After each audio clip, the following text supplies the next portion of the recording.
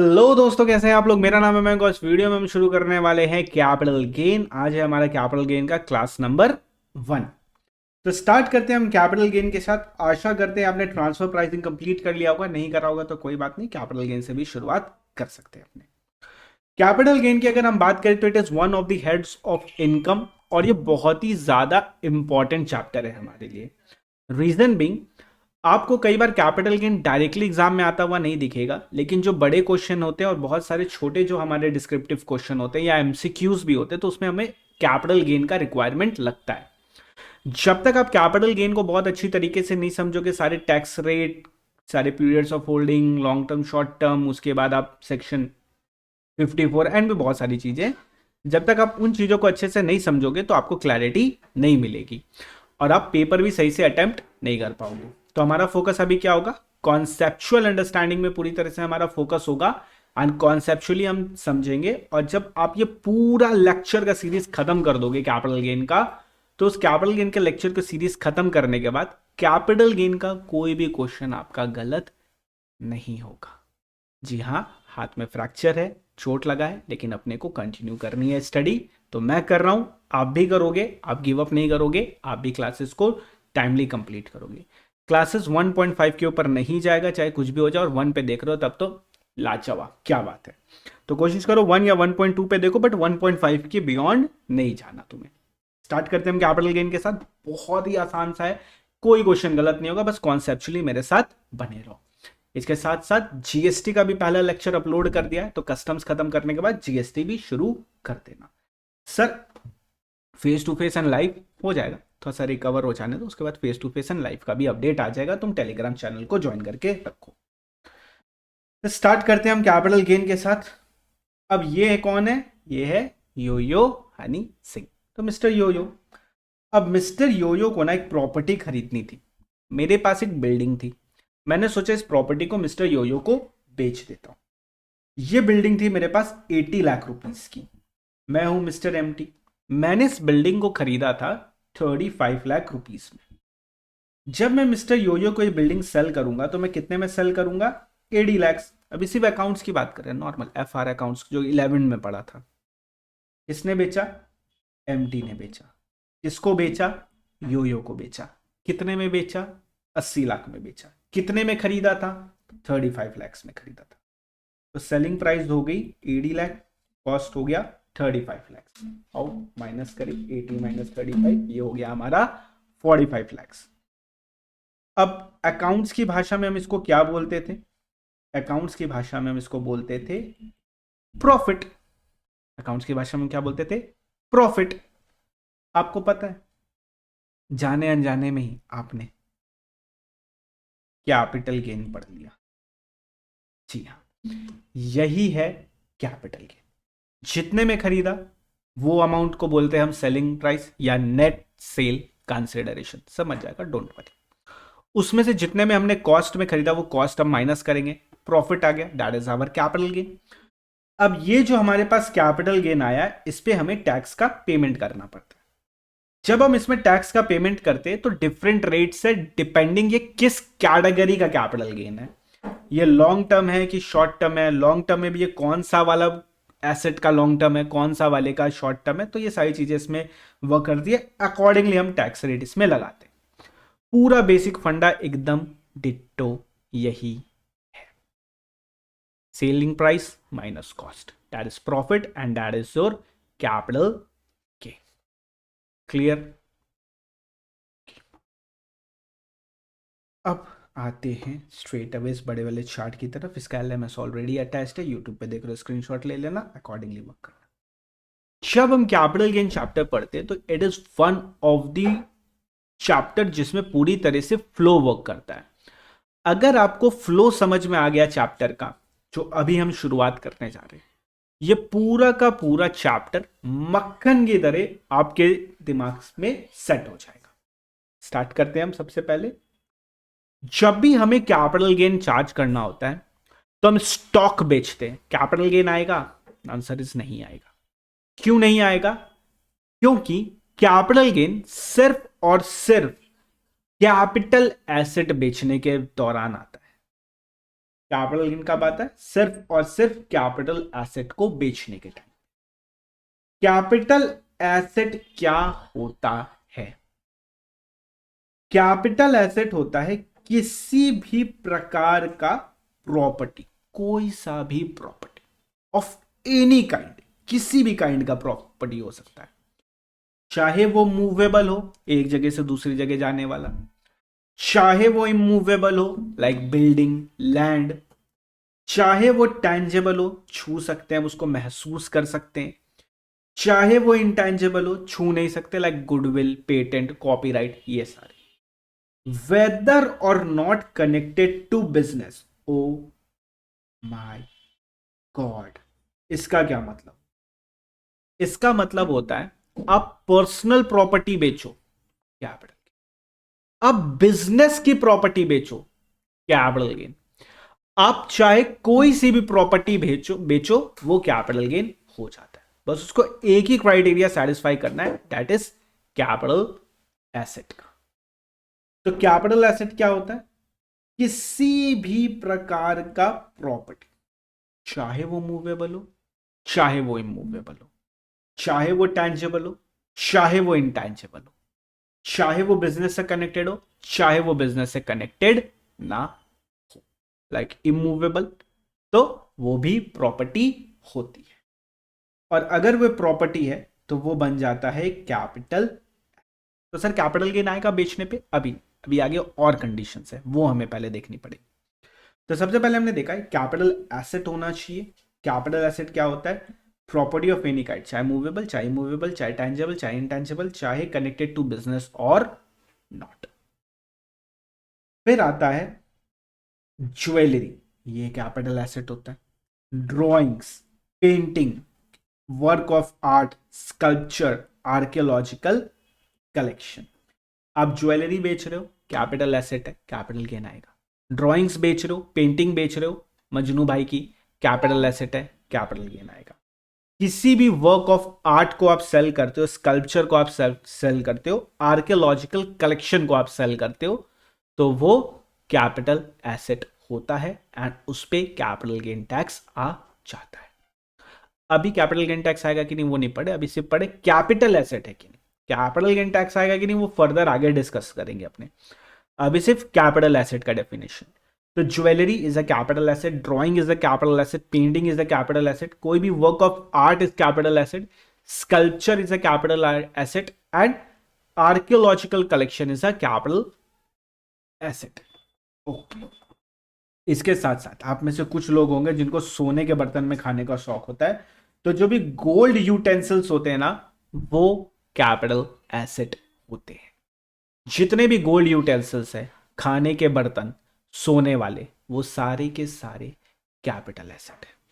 But silver utensils जो होते हैं, चांदी के जो बर्तन होते हैं, कॉमन होता है, हाँ होता है, बड़े बड़े लोग यहाँ कॉमन होता है, वो कैपिटल एसेट नहीं होता है।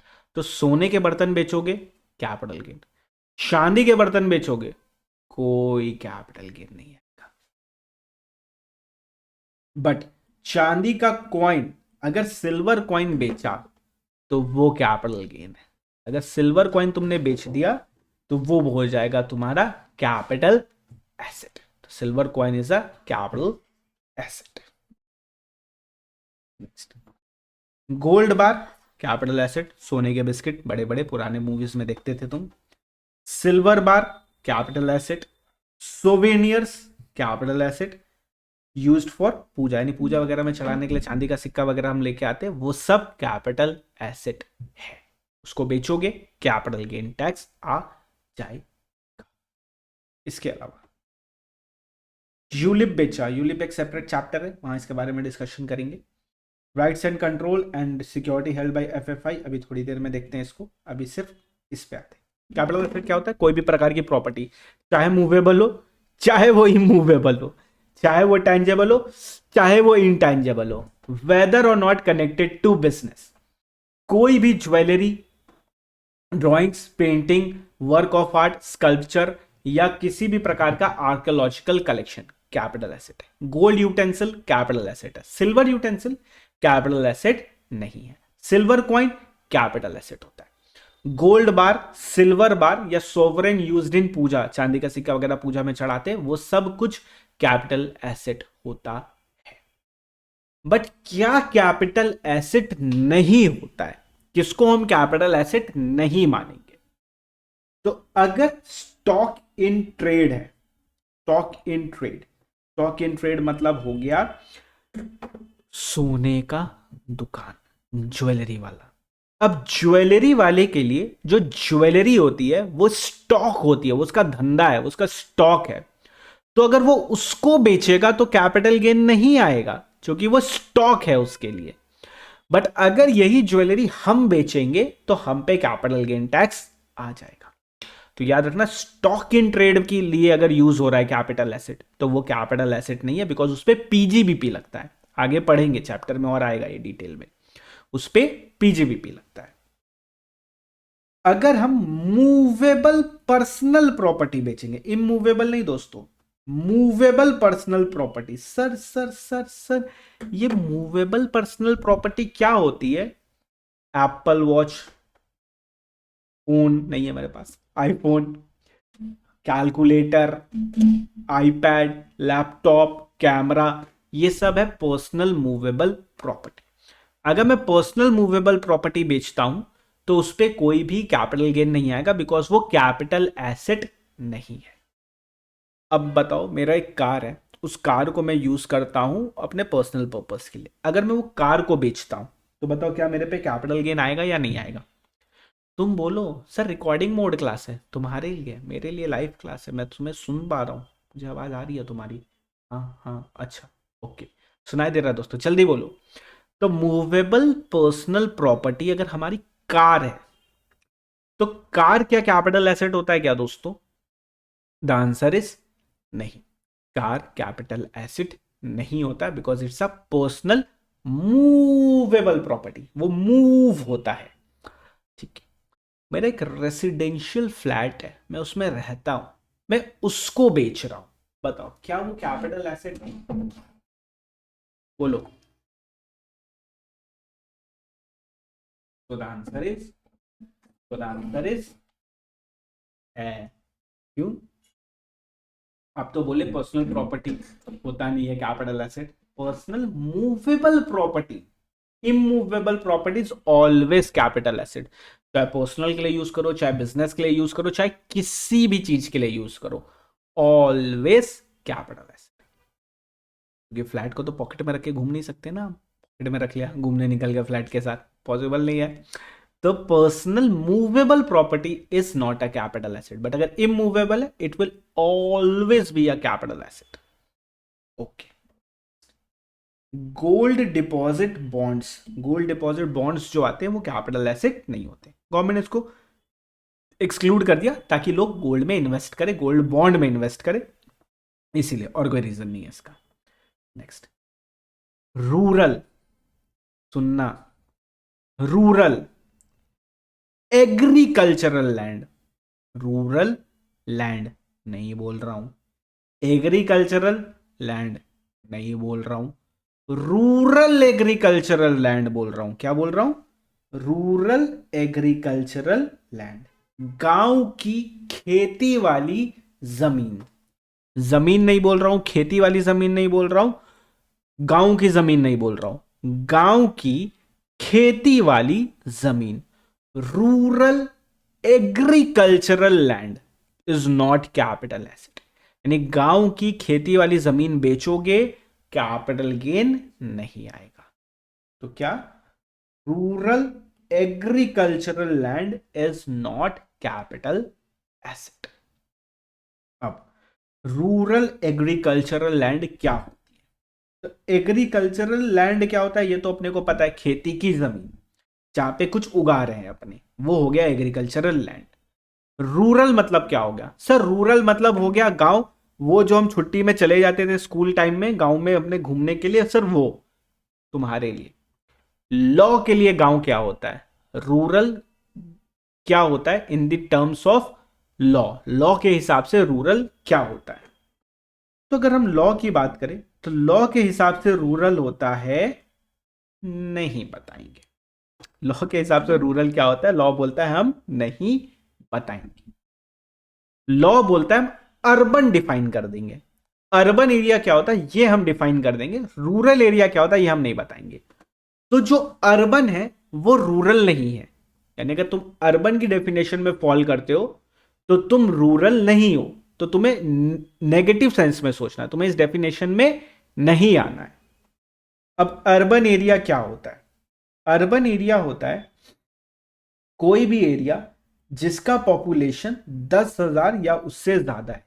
किसी भी एरिया का पॉपुलेशन अगर 10,000 या उससे ज्यादा है तो वो अर्बन एरिया कहलाता है। कोई भी एरिया जिसका पॉपुलेशन 10,000 या उससे ज्यादा है तो वो एक अर्बन एरिया कहलाता है।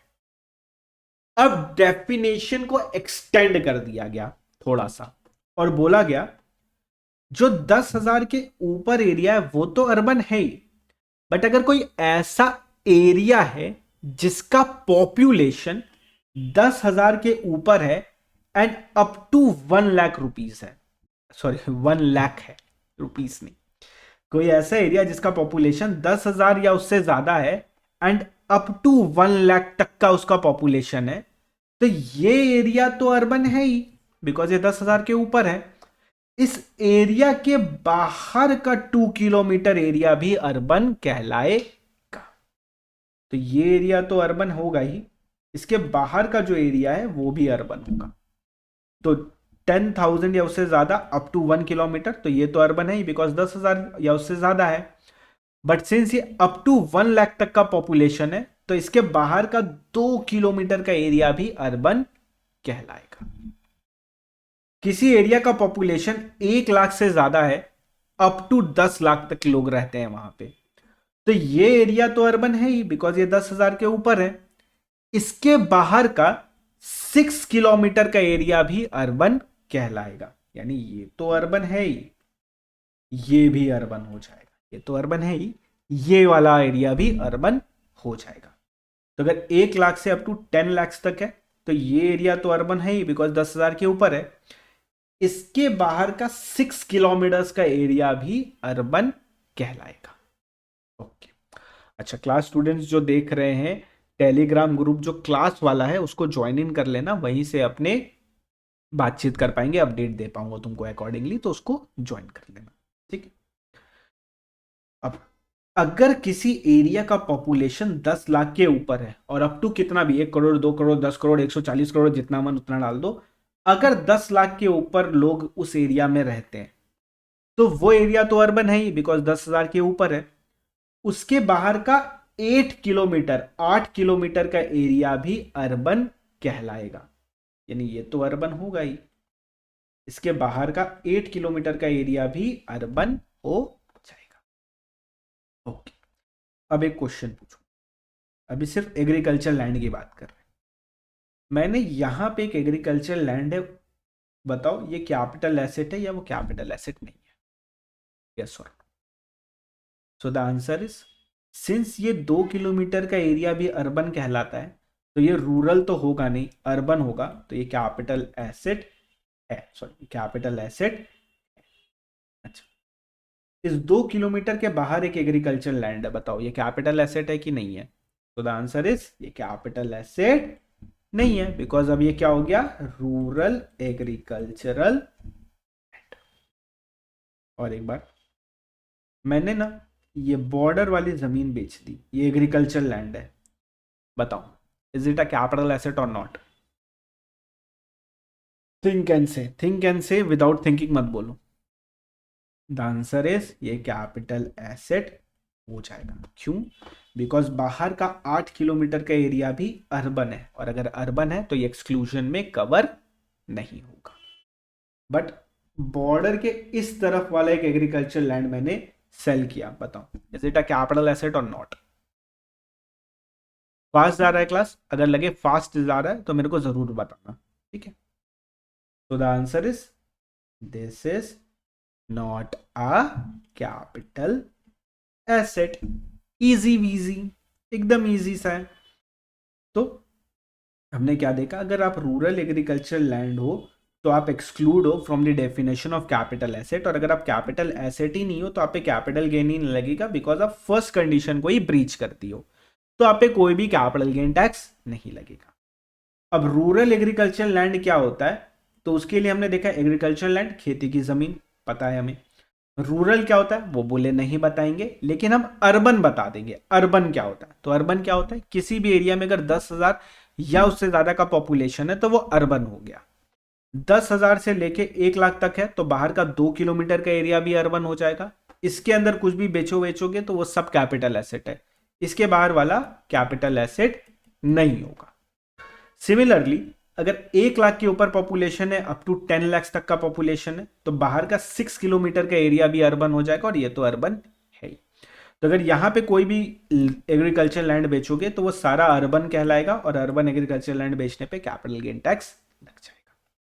बट अगर 10 लाख के ऊपर पॉपुलेशन है तो बाहर का 8 किलोमीटर का एरिया भी अर्बन हो जाएगा, और ये भी अर्बन है, तो यहां का अगर एग्रीकल्चर लैंड बेचोगे तो उसको हम क्या बोलेंगे, अर्बन एग्रीकल्चर लैंड। और अगर अर्बन एग्रीकल्चर लैंड बेचते हो तो कैपिटल गेन टैक्स लग जाएगा। बट अगर इस एरिया के बाहर वाला एग्रीकल्चर लैंड बेच रहे हो तो वो कैपिटल एसेट ही नहीं है, कैपिटल एसेट नहीं है तो कैपिटल गेन। तो अभी तक हमने क्या देखा, अभी तक हमने देखा कि सबसे पहले कैपिटल एसेट होना चाहिए। फर्स्ट कंडीशन क्या चेक करेंगे, कैपिटल एसेट होना चाहिए। कैपिटल एसेट क्या होता है, किसी भी प्रकार का प्रॉपर्टी, चाहे वो मूवेबल हो, चाहे वो इमूवेबल हो, चाहे वो टेंजेबल हो, चाहे वो इंटेंजेबल हो, चाहे वो बिजनेस से कनेक्टेड हो, चाहे वो पर्सनल हो, फर्क नहीं पड़ता, या ज्वेलरी, आर्कियोलॉजिकल कलेक्शन, ये सब कुछ। Gold utensil, silver coin, gold bar, silver bar या सोवरेन यूज्ड इन पूजा, ये सारे कैपिटल एसेट है। यूलिप, सिक्योरिटी एंड राइट्स वाला बाद में देखेंगे, अभी सिर्फ इस पे फोकस करते हैं। बट क्या कैपिटल एसेट नहीं है, सिल्वर यूटेंसिल, चांदी के बर्तन is not capital asset.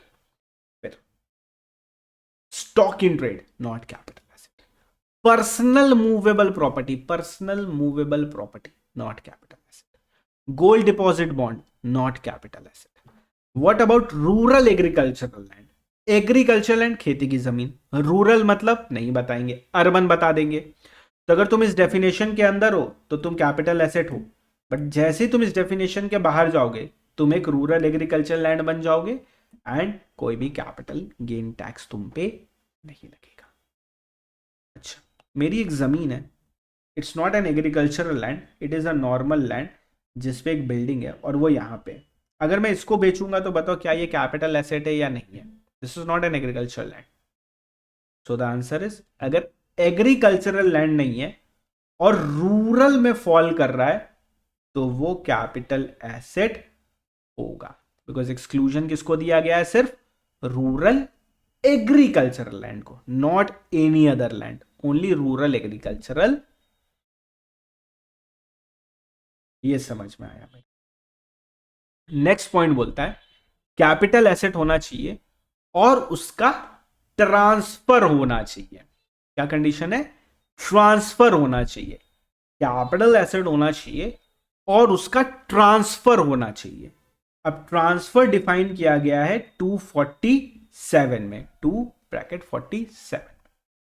Transfer मतलब क्या होता है, ट्रांसफर मतलब होता है या तो तुम कैपिटल एसेट को सेल करो, या तो तुम उसको ट्रांसफर करो किसी और पर्सन को, या रिलिंक्विशमेंट कर रहे हो अपने राइट्स का, या एक्सचेंज कर ले रहे हो, अपना कैपिटल एसेट उसको दे रहे हो बदले में उसका कैपिटल एसेट ले रहे हो, या कंपलसरी एक्वाइजेशन हो जा रहा है तुम्हारे कैपिटल एसेट का, या कन्वर्जन हो रहा है कैपिटल एसेट का इनटू स्टॉक इन ट्रेड, ये बाद में देखेंगे थोड़ी देर बाद। पोजेशन ऑफ इमूवेबल प्रॉपर्टी या redemption of zero coupon bond, ये सारी चीजें ट्रांसफर है। सर हमें नहीं समझ में आया, कोई बात नहीं, ये 3-4 नहीं समझ में आ रहे, अभी फोकस नहीं करेंगे। अभी हमारे लिए क्या होता है ट्रांसफर, ट्रांसफर मतलब होता है बेचना। ट्रांसफर मतलब क्या होता है, बेचना, या किसी को कैपिटल एसेट देना, या कैपिटल एसेट का नस्त नाबूद हो जाना, खत्म हो जाना, एक्सचेंज करना, रिलिंक्विशमेंट करना, ये सब होते हैं ट्रांसफर। हम क्या लर्न करेंगे, ट्रांसफर मतलब अभी इस क्लास के लिए सेल, ट्रांसफर मतलब सेल। तो कैपिटल एसेट का क्या होना चाहिए दोस्तों, ट्रांसफर होना चाहिए। तो सेकंड कंडीशन क्या है, ट्रांसफर। पहली बात कैपिटल एसेट होना चाहिए। दूसरा कंडीशन, उसका ट्रांसफर होना चाहिए। ट्रांसफर क्या होता है अभी के लिए? सेल, सेल या एक्सचेंज, बस दो चीज याद रखेंगे, सेल होना चाहिए, एक्सचेंज होना चाहिए। अब उस ट्रांसफर पे हमें गेन होना चाहिए, गेन पे ही तो कैपिटल गेन टैक्स लगेगा ना, लॉस पे थोड़ी लगेगा। गेन होना चाहिए। अब ये गेन जो होता है ना, ये दो प्रकार का होता है, ध्यान से सुनना।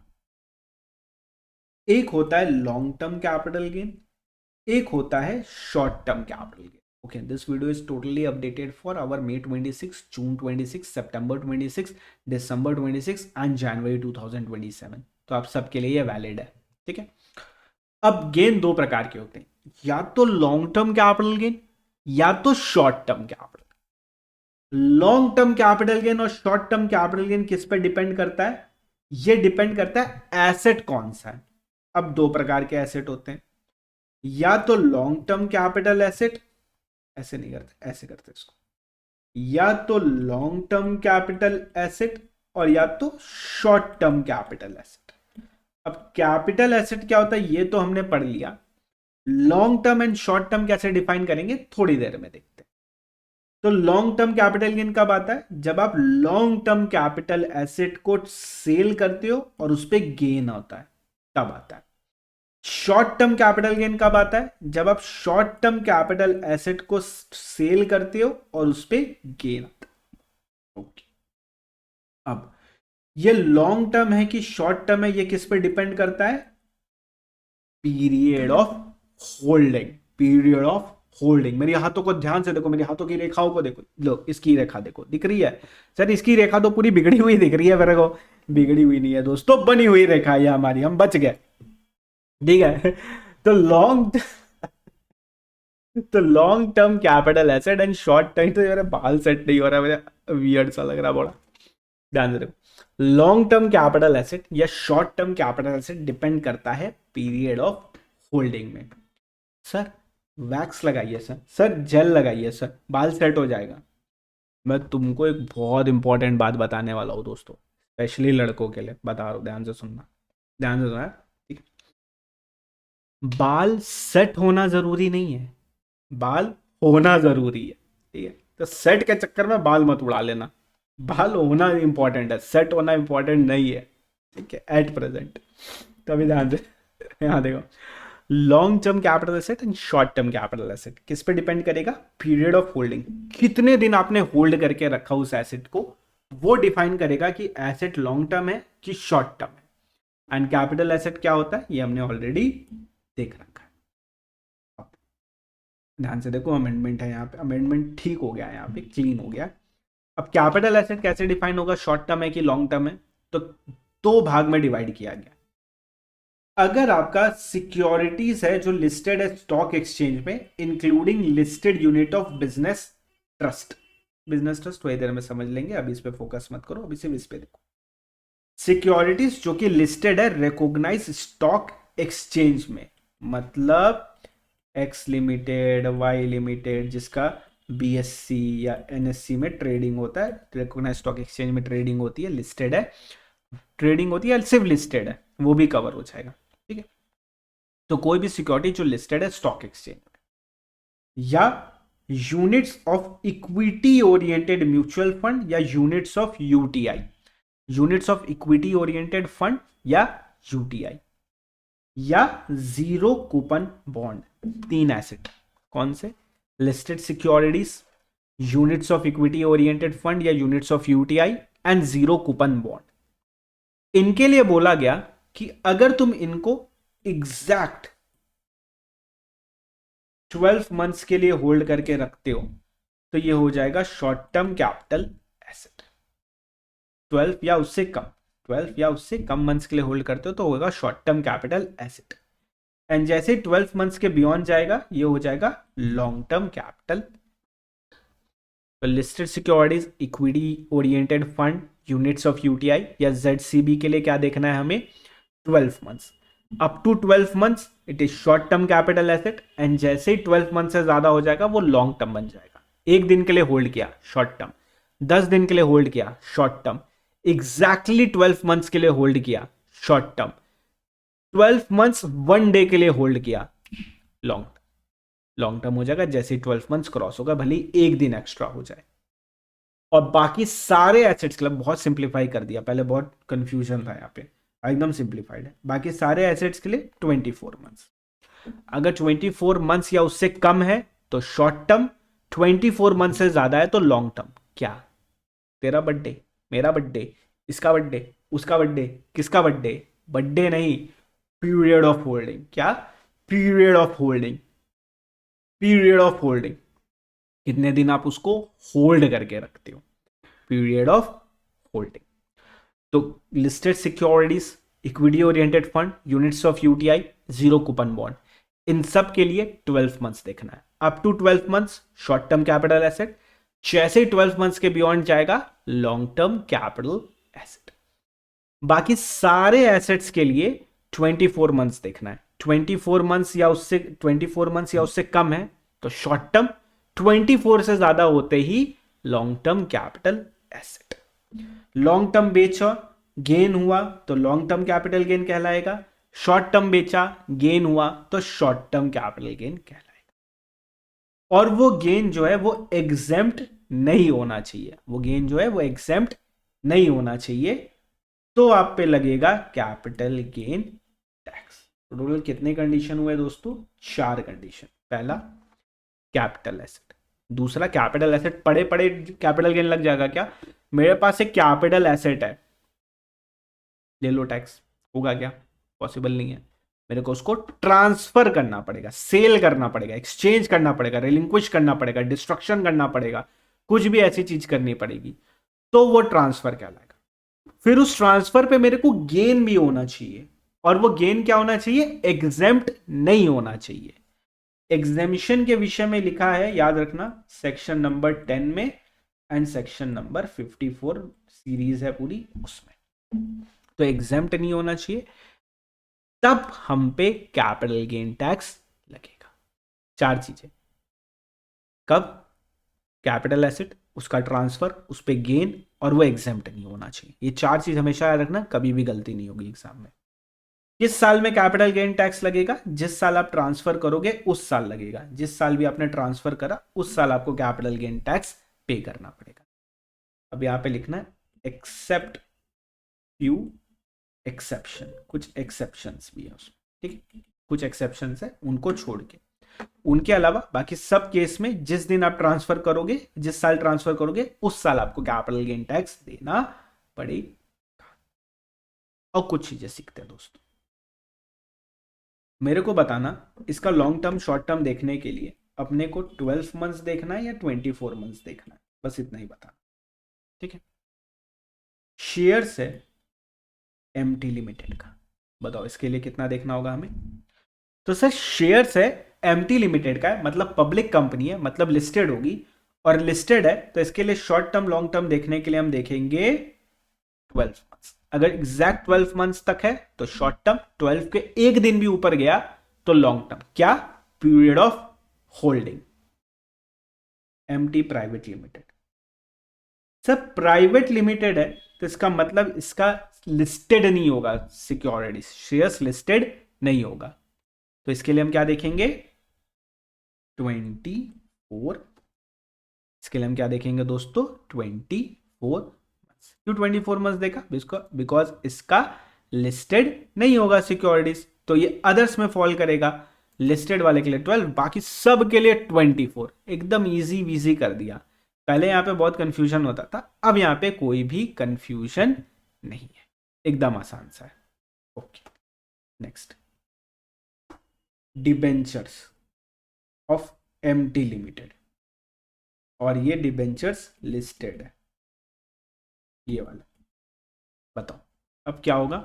सिंस एमटी लिमिटेड का डिबेंचर है और लिस्टेड है, तो इसके लिए हम लेंगे सर 24 मंथ, बिकॉज ऊपर तो लिस्टेड शेयर्स लिखा था, ऊपर लिस्टेड शेयर्स लिखा था क्या दोस्तों? The answer is no. ऊपर क्या लिखा था? लिस्टेड सिक्योरिटीज, एंड सिक्योरिटीज में डिबेंचर भी कवर हो जाता है। तो अगर एमटी लिमिटेड का डिबेंचर लिस्टेड है तो उसके लिए भी हमें क्या लेना पड़ेगा? 12 मंथ्स। उसके लिए भी हम क्या लेंगे? 12 और एमटी प्राइवेट लिमिटेड, प्राइवेट है तो लिस्टेड होगा ही नहीं डिवेंचर, तो अदर्स में फॉल करेगा, इसके लिए हम लेंगे 24। Am I clear with this examples? चलो दोस्तों,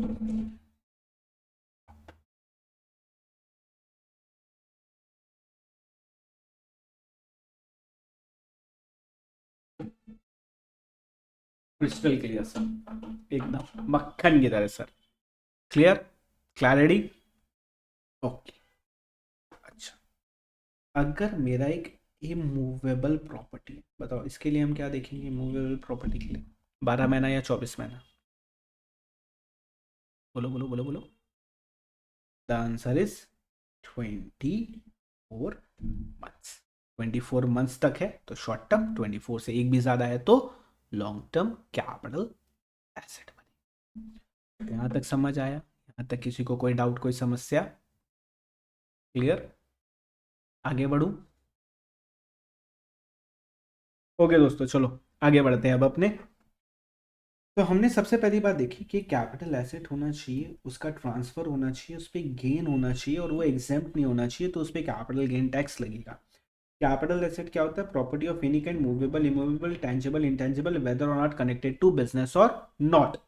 इसमें अपने stock in trade, personal movable property, gold deposit bond, rural agriculture land and silver utensil को एक्सक्लूड करते हैं। इसके साथ और क्या होता है? Jewellery, drawing, painting, any work of art, sculpture, archaeological collection, gold utensil, silver coin, gold bar, silver bar या sovereign used in puja, including ULIP, ये सारे होते हैं कैपिटल एसेट। फिर हमने देखा कि कैपिटल एसेट अगर है तो गेन हुआ तो लॉन्ग टर्म है कि शॉर्ट टर्म है, ये देखने के लिए हमें पीरियड ऑफ होल्डिंग देखना पड़ेगा। तो लिस्टेड सिक्योरिटीज के लिए, इक्विटी ओरिएंटेड फंड के लिए, जीरो कूपन बॉन्ड के लिए हमें देखना पड़ेगा 12 मंथ्स। अगर अप टू 12 मंथ्स है तो शॉर्ट टर्म, एंड 12 मंथ से एक भी दिन ज्यादा हो गया तो लॉन्ग टर्म। बाकी सारे एसेट्स के लिए 24 मंथ्स देखना होता है, 24 मंथ से एक भी दिन ज्यादा हो गया तो लॉन्ग टर्म हो जाएगा। अगर शॉर्ट टर्म कैपिटल गेन होता है तो कैसे निकलता है? बिल्कुल मस्त चीज दिखाता हूं, ये वाला फॉर्मेट हमेशा फॉलो करना, चाहे कोई सा भी क्वेश्चन आ जाए, चाहे स्लम्प सेल का क्वेश्चन क्यों ना आ जाए, हमेशा राइट होगा, कभी भी गलती नहीं होगी। Just put the figure and get the answer, but you need to know which figure you need to put, ये सीखना पड़ेगा। तो सबसे पहले आता है फुल वैल्यू ऑफ कंसिडरेशन, कुछ भी नहीं होता है, सेल्स कंसिडरेशन, जितने रुपए हमें मिले। ऊपर वाले एग्जांपल में 80 लाख रुपए का माल बेचा था तो 80 लाख रुपए। अगर बेचने के टाइम पे कोई एक्सपेंसेस हमने किया तो वो हम रिड्यूस कर सकते हैं, तो हमें मिलता है नेट सेल कंसिडरेशन। हमेशा ये फॉर्मेट फॉलो करना है। इसमें से लेस करोगे cost of acquisition and cost of improvement. Cost of acquisition मतलब होता है उसको एक्वायर करने के लिए जो कॉस्ट हमने पे की है, यानी खरीदा कितना रुपया में, वो। एंड कॉस्ट ऑफ इंप्रूवमेंट मतलब होता है अगर हमने उसमें कोई इंप्रूवमेंट करवाया तो उसका खर्चा भी हम माइनस कर सकते हैं।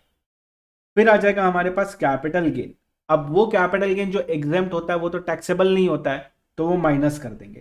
तो सेक्शन 10 या सेक्शन 54 में अगर कोई कैपिटल गेन कोई एग्जेम्पशन है तो वो माइनस करेंगे। माइनस करने के बाद जो हमें फिगर मिलेगी वो हमारी बनेगी शॉर्ट टर्म कैपिटल गेन। क्या बनेगा? Short term capital gain. क्या करना है? सेल्स कंसिडरेशन में पहले एक्सपेंस माइनस करेंगे तो आएगा नेट सेल्स कंसिडरेशन। फिर cost of एक्वाइजिशन, cost of improvement minus करेंगे तो आएगा हमारे पास कैपिटल गेन। कोई एग्जेम्पशन अगर अपने को मिलने वाला है 54 या 10 में तो वो माइनस करेंगे तो आएगा शॉर्ट टर्म कैपिटल। सिमिलर ये फॉर्मूला है for long term capital gain का भी। पहले यहाँ पे इंडेक्स कॉस्ट ऑफ एक्वाइजिशन हुआ करता था, बट फ्रॉम 23/7/2024 इंडेक्सेशन अब नहीं मिलता है लॉन्ग टर्म में। किसी भी लॉन्ग टर्म कैपिटल गेन में इंडेक्सेशन नहीं मिलता एक्सेप्ट एक जगह, सिर्फ वो पढ़ेंगे सिर्फ एक जगह, उसके अलावा कहीं पे भी इंडेक्सेशन का बेनिफिट अवेलेबल नहीं है। तो बस जितना रुपया में खरीदा उतना डायरेक्टली माइनस कर देना है, कुछ भी माथापच्ची नहीं है इसमें। अब अगर मैं तुमको बोल रहा हूँ कि अगर तुम्हें ये फॉर्मूला समझ में आ गया तो तुम्हारा पूरा कैपिटल गेन खत्म हो जाएगा, तो क्या इसका ये मतलब होता है क्या? सर अगर हम सेल कंसिडरेशन समझ ले क्या लेना है, सर हम एक्सपेंसेस समझ ले क्या लेना है, सर हम cost of acquisition, cost of improvement समझ ले, और सर हम एग्जेम्पशन समझ ले, तो पूरा कैपिटल गेन चैप्टर इस फॉर्मूला में समाप्त हो जाएगा as per section number 48। The answer is yes. हाँ सही बोल रहा हूँ, मजाक नहीं कर रहा हूँ, सच्ची बोल रहा हूँ।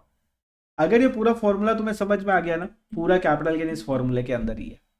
आओ एक एक करके समझते। सबसे हम पहले समझते हैं कि सेल कंसिडरेशन क्या लेना होता है। सबसे पहली बात हम क्या समझेंगे, सेल्स कंसिडरेशन। अच्छा, ये सेल कंसिडरेशन को हम प्यार से क्या बोलते हैं, फुल वैल्यू ऑफ कंसिडरेशन। हमेशा क्या लिखोगे, full value of consideration. Full value of consideration defined है सेक्शन नंबर 50, 50 CA, 50D और जनरली। क्या 50C, 50CA, 50D। पहले जनरली देख लेते हैं। जितना रुपया तुम्हें उस माल बेचने पे मिला, उस कैपिटल एसेट को बेचने के लिए मिला है, वही तुम्हारा फुल वैल्यू ऑफ कंसिडरेशन है। 20 लाख में बेचा 20 लाख, 70 लाख में बेचा 70 लाख, 80 लाख में बेचा 80 लाख। तो कैपिटल एसेट को जितने रुपए में बेचोगे वही तुम्हारा फुल वैल्यू ऑफ कंसिडरेशन है, वही तुम्हारा सेल्स कंसिडरेशन है। उसमें से एक्सपेंसेस माइनस करोगे, नेट सेल कंसिडरेशन आ जाएगा। बट अगर हमारा लैंड एंड बिल्डिंग है, is land and building capital asset? Yes, anything movable या इमूवेबल कैपिटल एसेट होता है। अगर आप लैंड एंड बिल्डिंग बेच रहे हो तो उसका फुल वैल्यू ऑफ कंसिडरेशन निकलता है 50C से। किससे निकलेगा? 50C। सेक्शन नंबर क्या है? 50C। 50C सेक्शन नंबर बोलता है फुल वैल्यू ऑफ कंसिडरेशन देखने के लिए तुम्हें SDV देखना पड़ेगा। ऐसे SPD emergency, SPD emergency power ranger की बात नहीं कर रहा हूं, SDV की बात कर रहा हूं। Stamp duty value. क्या देखना है? Stamp duty value. गवर्नमेंट बोलती है अगर तुम्हारा सेलिंग प्राइस कम है, नहीं देखते, ऐसे देखते, अगर तुम्हारा SDV is less than 110% of the selling price या is equal to the 110% of the selling price, तो जो तुमने सेलिंग प्राइस डिक्लेयर करी है वही फुल वैल्यू ऑफ कंसिडरेशन बन जाएगी। आओ समझते हैं। मेरे पास एक लैंड एंड बिल्डिंग है, इसको मैंने सेल कर दिया 50 लाख। इसकी जो SDV है, स्टैम्प ड्यूटी वैल्यू है, that is 40 lakh rupees. Okay, अब मैं देखता हूं।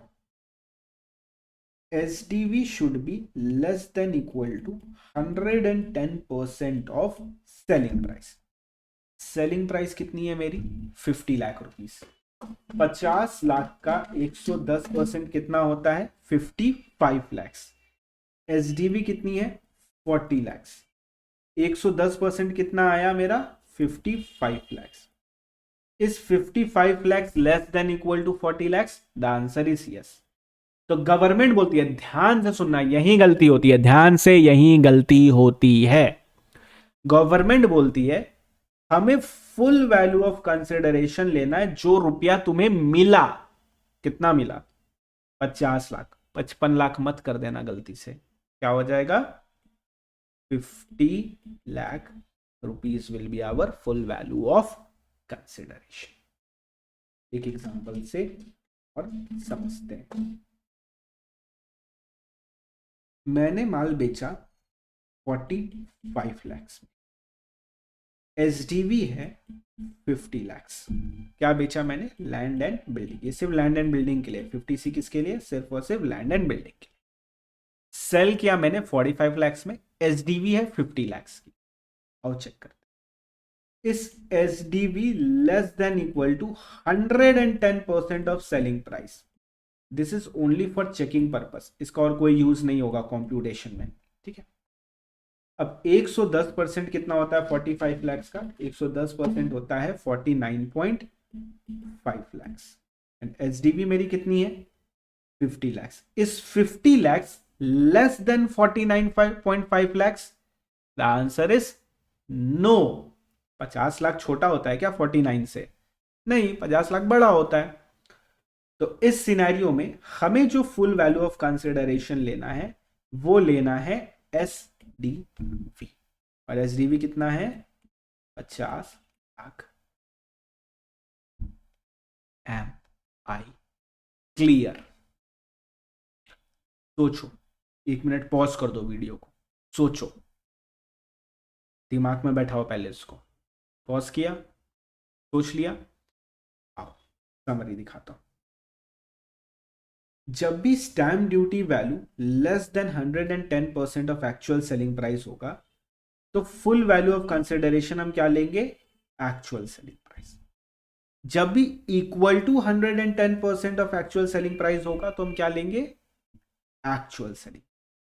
जब भी मोर देन होगा 110% of actual selling price, more than, not equal to, more than, तब जो भी SDV है, स्टैम्प ड्यूटी वैल्यू है, वही फुल वैल्यू ऑफ कंसिडरेशन बन जाएगी। Easy peasy, easy peasy, simple, वही क्या बन जाएगी? Full value of consideration. एक एग्जांपल से और समझ।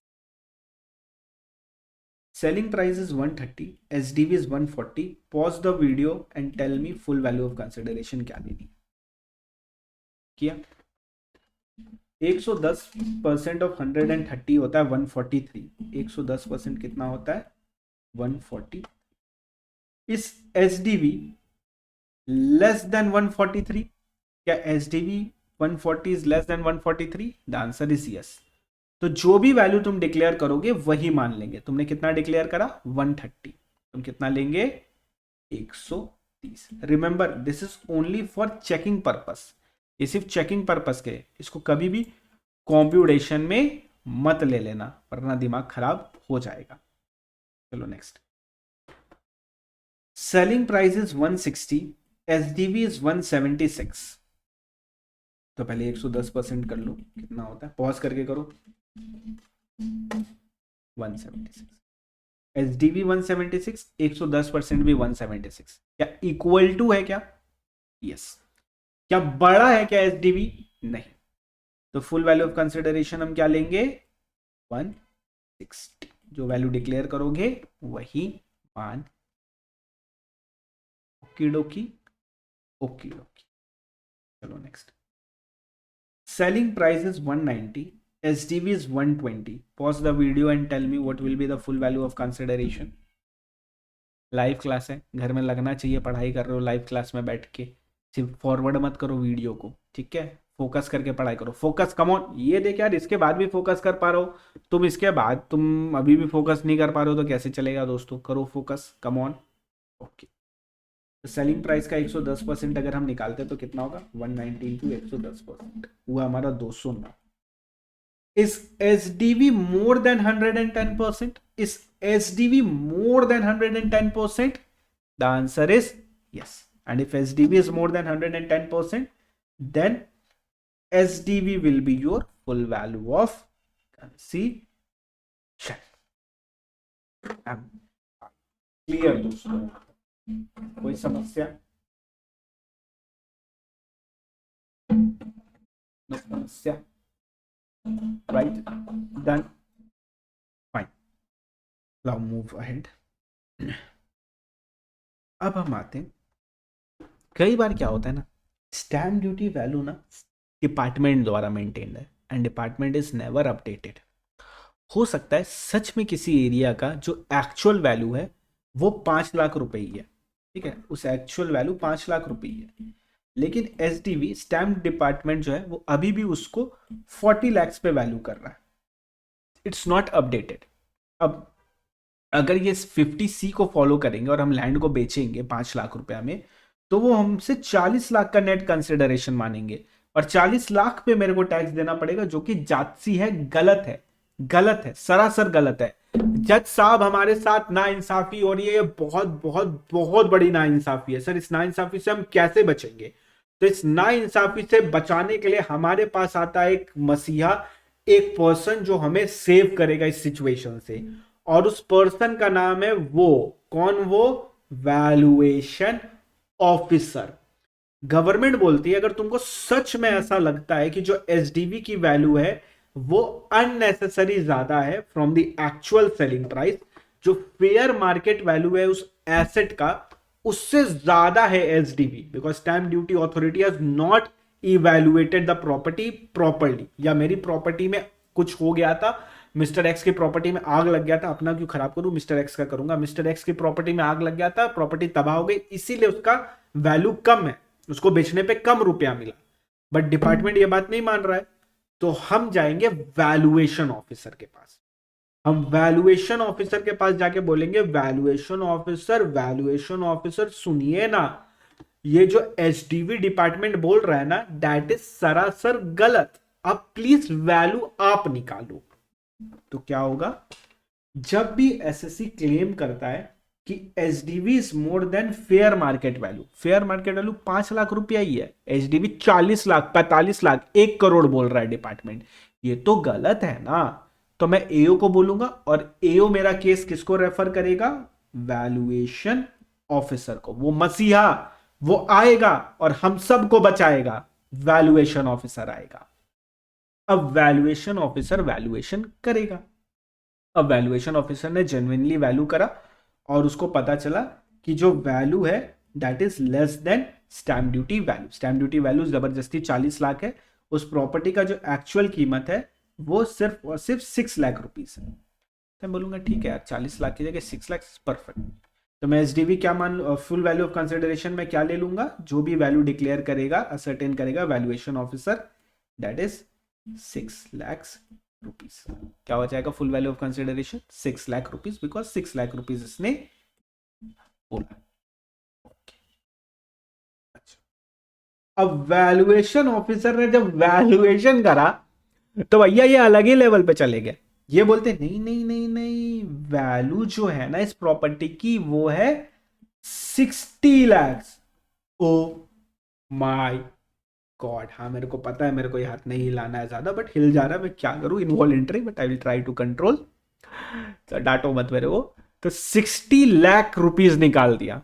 ओ माय गॉड, पहले एचडीवी था 40 लाख का, ये तो उससे भी ज्यादा निकाल लिया।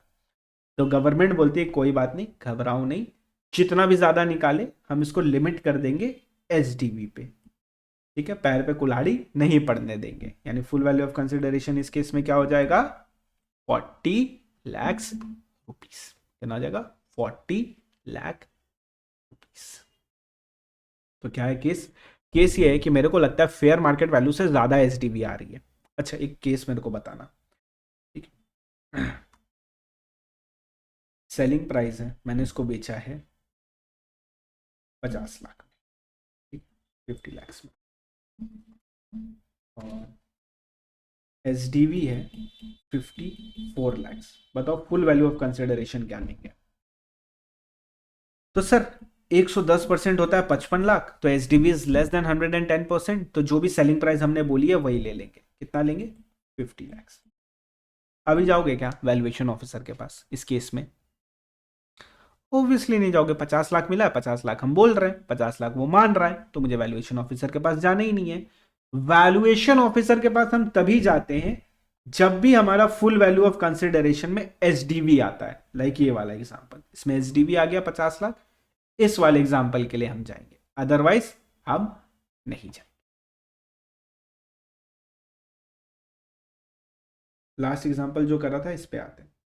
Selling price is 190, HDV is 210। अब सेलिंग प्राइस का 110% कितना होता है, 209। इस HDV more than 110% of 109, yes, बस फुल वैल्यू ऑफ कंसिडरेशन क्या हो जाएगा, एचडीवी 210। यहां तक तो क्लियर है। अब हम पिछड़ गए, हम बोले गवर्नमेंट एओ एओ एओ मतलब होता है एसेसिंग ऑफिसर, जो मेरा फाइल को एसेस करता है। इनकम टैक्स जब अपने पढ़ेंगे ना असेसमेंट प्रोसीजर चैप्टर, वहां पे आएगा। तो मैं एओ को बोलूंगा, एओ एओ सुनो ना, तुम बोल रहे हो कि 210 लोगे, बट मेरे को लगता है ना 190 ही है, विश्वास मानो मेरा। ये एचडीवी वाला जो डिपार्टमेंट है ना स्टैम्प ड्यूटी वाला, वो पागल हो चुका है, उसको ठीक से वैल्यूएशन करने नहीं आता, जबरदस्ती का 210 बोल रहा है, मैं कहां से 210 लाऊंगा, 190 ही है। तो एओ बोलता है चिल ब्रो, मेरे को भी नहीं पता क्या है, वैल्यूएशन ऑफिसर के पास चलते हैं। तो हम लोग सबको दौड़ते हुए वैल्यूएशन ऑफिसर के पास गए। वैल्यूएशन ऑफिसर बोलता है हाँ हाँ ये सही बोल रहा है, ये जो बोल रहा है कि 210 है एसडीबी, बट एसडीबी 210 नहीं है, एसडीबी 195 है सर। तो बताओ फुल वैल्यू ऑफ कंसिडरेशन हम क्या लेंगे? 195, क्योंकि वीओ ने बोला तो वीओ ने जो बोला हमने ये वाला वैल्यू ले लिया। नेक्स्ट, 110 आप बहुत ज्यादा बोल रहे हो, 190 ही होना चाहिए। वैल्यूएशन ऑफिसर के पास गए, वैल्यूएशन ऑफिसर बोलता है 190 है, 200, 220 होना चाहिए, 220 होना चाहिए। तो एसडीवी आया था 210, वैल्यूएशन ऑफिसर ने भी तगड़ा काम किया, उसके ऊपर की वैल्यू निकाल दी, 220 निकाल दिया। तो इस सिनेरियो में बताओ हम फुल वैल्यू ऑफ कंसिडरेशन क्या लेंगे? जल्दी से बता दो मेरे प्यारे दोस्तों। तो हम फुल वैल्यू ऑफ कंसिडरेशन यहां पे लेंगे 210। कहां पे लिमिट हो जाएगा? एसडीवी, एसडीवी के ऊपर नहीं जाएगा, टोटल मैक्सिमम एसडीवी हम लेंगे। ओके, अब वैल्यूएशन ऑफिसर ने वैल्यू निकाली 180। ओ माय गॉड ब्रो, ये तो कमाल हो गया। एसडीवी 210, मैं खुद चल के बोल रहा हूं 190 रुपया मेरे को मिला है सामने वाले पार्टी से। वैल्यूएशन ऑफिसर बोलता है नहीं नहीं, इसकी वैल्यू 180 होनी चाहिए। अब बताओ फुल वैल्यू ऑफ कंसिडरेशन क्या ले? थोड़ा दिमाग लगाना, सोच समझ के जवाब देना। सर हम 180 लेंगे। क्यों 180 लोगे? बोलो क्यों 180 लोगे? सर चूंकि वैल्यूएशन ऑफिसर ने 180 निकाला है ना वैल्यू, तो हम 180 लेंगे ना वैल्यू को। बट इनकम टैक्स बेस मत भूलना, हम क्या पढ़ रहे हैं? Income tax act 1961। Income tax act मतलब जितना इनकम कमाया उस पे टैक्स देना है। इनकम तो भाई तुमने 190 कमाई ना, 190 कमाई ना। इनकम रुपया कितना आया? 190 आया ना। और 190 तो तुम सामने से आके बोल रहे हो कि मिस्टर बी को ये प्रॉपर्टी बेची थी, उसने 190 दिया मेरे को। तो जब तुम खुद से सामने से आके बोल रहे हो तो फिर भैया full value of consideration will B 1। वो 180 बोल रहा है तो क्या हुआ? रुपया तो तुम्हें 190 मिला ना, तो 190 तो तुम्हें देना ही पड़ेगा। Easy peasy. Okay sir, sir ये हम लोग के लिए एक और इजी बना सकते हैं क्या सर? सर थोड़ा सा और इजी हो सकता है क्या ये? बिल्कुल हो सकता है। मेरे प्यारे रटने वाले बच्चे कृपया ध्यान देंगे, जब भी वैल्यूएशन ऑफिसर का केस आएगा तो क्या देखोगे तुम? ए और बी। ए में होगा लोअर। पहली बात तो तुम देखो एसडीवी एंड वैल्यूएशन ऑफिसर, ये दोनों में जो विचएवर इज लोअर है वो तुम्हें लेना है। फिर एक्चुअल सेलिंग प्राइस, ये दोनों में जो भी विचएवर इज हायर है वो तुम्हें कंसिडर करना है। सिंपल है, देखो कैसे बताते हैं। इसका एग्जांपल लेते हैं, ठीक है? 120 वाले का एसडीवी कितना है? एसडीवी है 210। ऐसे ऐसे नहीं भी करोगे तो भी चलेगा, ये फिर भी बता दे रहा हूँ। वैल्यूएशन ऑफिसर कितना बोल रहा है? 220। तो पहली बात अपने को ये दोनों में विचएवर इज लोअर लेना है। लोअर कितना आया? 210। एक्चुअल सेलिंग प्राइस कितनी है दोस्तों? 190। तो अब अपने को क्या लेना है? 210 या 190, विचएवर इज हायर। कौन सा हायर हुआ? 210। देखो इसका आंसर भी 210 है ना। इजी। नेक्स्ट, दोनों तरफ से सिखा दे रहा हूँ ना, रटने के हिसाब से भी कॉन्सेप्ट के हिसाब से भी। एग्जाम में कैसे करना है? कॉन्सेप्ट के हिसाब से। रटने वाला फिर बस एक एंड मोमेंट स्ट्रेटेजी हथियार दे रहा हूँ तुम्हें। आओ ये 180 वाला करते हैं। एसडीवी कितनी है दोस्तों? 210। वैल्यूएशन ऑफिसर ने कितना निकाला? 180। दोनों में whichever is lower? 180। Actual selling price कितनी है दोस्तों? 190। तो 180 या 190, whichever is higher? 190 is higher. देखो आंसर भी 190 ही है। क्लियर? Easy peasy. चाहो तो ये यूज करो, चाहो तो ये मत यूज करो, तुम्हारा मन। बट ये ध्यान रखना। तो क्या देखना हमें? जब भी केस वैल्यूएशन ऑफिसर के पास जाएगा तो वैल्यूएशन ऑफिसर एक वैल्यू निकालेगा। अब वो वैल्यू अगर एचडीवी से भी ज्यादा है तो एचडीवी पे उसको लिमिट कर देंगे। वो वैल्यू अगर एचडीवी से भी कम है तो उस सिनेरियो में जो वो वैल्यू निकाला है वही वैल्यू कंसिडर कर लेंगे। वो वैल्यू हमारे सेल कंसिडरेशन से भी कम है, तो उस सिनेरियो में sale consideration will be our full value of consideration. I think I have summarized it beautifully and you have understood it beautifully. अब एसडीवी स्टैम्प ड्यूटी वैल्यू हर दिन चेंज होता है, तो किस दिन का लेना है? डेट ऑफ एग्रीमेंट का लेना है, जिस दिन तुम दोनों के बीच में एग्रीमेंट हुआ बायर एंड सेलर के बीच में लैंड एंड बिल्डिंग को बेचने का। लेकिन तभी लेना जब एनी अमाउंट, एक भी रुपया अगर अपने को मिला है other than cash, online, cheque, NEFT, कुछ भी।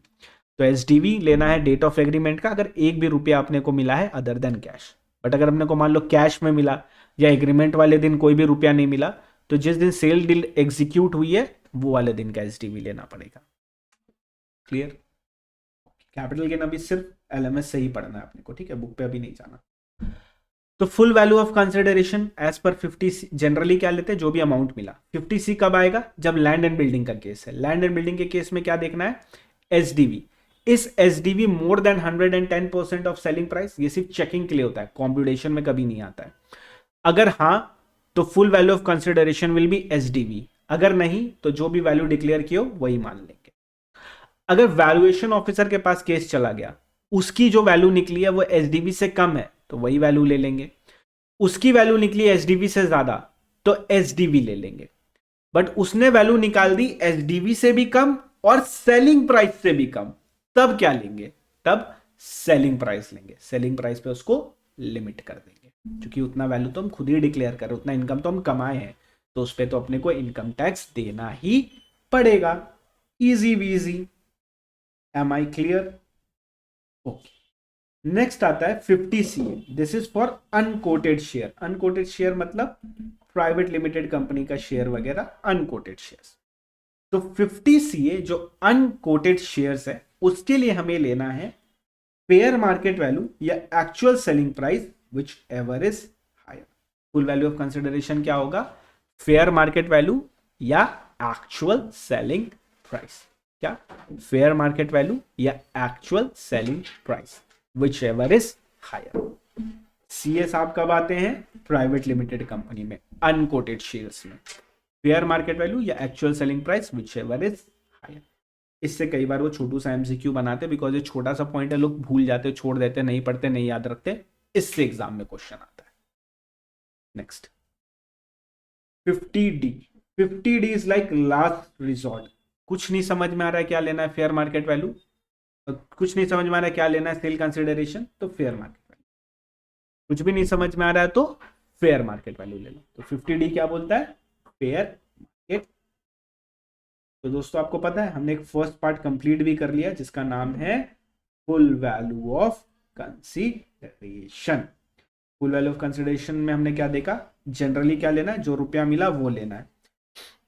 बट अगर लैंड एंड बिल्डिंग है तो 50C लगाएंगे, अनकोटेड है तो 50CA लगाएंगे, और कुछ नहीं समझ में आ रहा तो 50D लगा देंगे। Easy peasy. अब हम चलेंगे दोस्तों कॉस्ट ऑफ एक्वाइजेशन की तरफ। आ जाओ। ओके दोस्तों, अब हम बढ़ते हैं कॉस्ट ऑफ एक्वाइजेशन की तरफ। आ जाओ, बड़ा मजा आएगा। कॉस्ट ऑफ एक्वाइजेशन के लिए आपको ये टेबल फॉलो करना है, एलएमएस आपके पास है, यूट्यूब वाले स्क्रीनशॉट ले लेंगे। आ जाओ।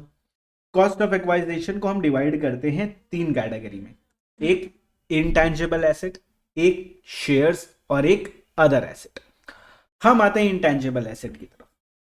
इंटेंजिबल एसेट मतलब हो गया गुडविल, पेटेंट, ट्रेडमार्क, ये सारे। अगर ये सेल्फ जनरेटेड हैं तो इनका कॉस्ट ऑफ एक्वाइजेशन तुम्हें क्या लेना है? नील। क्या लेना है? नील लेना है, 0, शून्य। और अगर ये परचेज्ड है तो इनका जो भी परचेज प्राइस है वो तुम्हें इनका कॉस्ट ऑफ एक्वाइजेशन लेना है। अब इस पे फोकस नहीं करेंगे, थोड़ी देर में समझ जाएगा। अगर हम बात करें शेयर्स की, तो इनको जितने रुपए में हमने खरीदा है उतने ही रुपए इनके कॉस्ट ऑफ एक्वाइजेशन बन जाएंगे। यानी कितने रुपए में खरीदा वही इसके कॉस्ट ऑफ एक्वाइजेशन बनेंगे। बोनस शेयर का कॉस्ट ऑफ एक्वाइजेशन होता है नील। क्या होता है? नील होता है। एंड राइट शेयर्स का अभी थोड़ी देर में एग्जांपल के जरिए समझते हैं।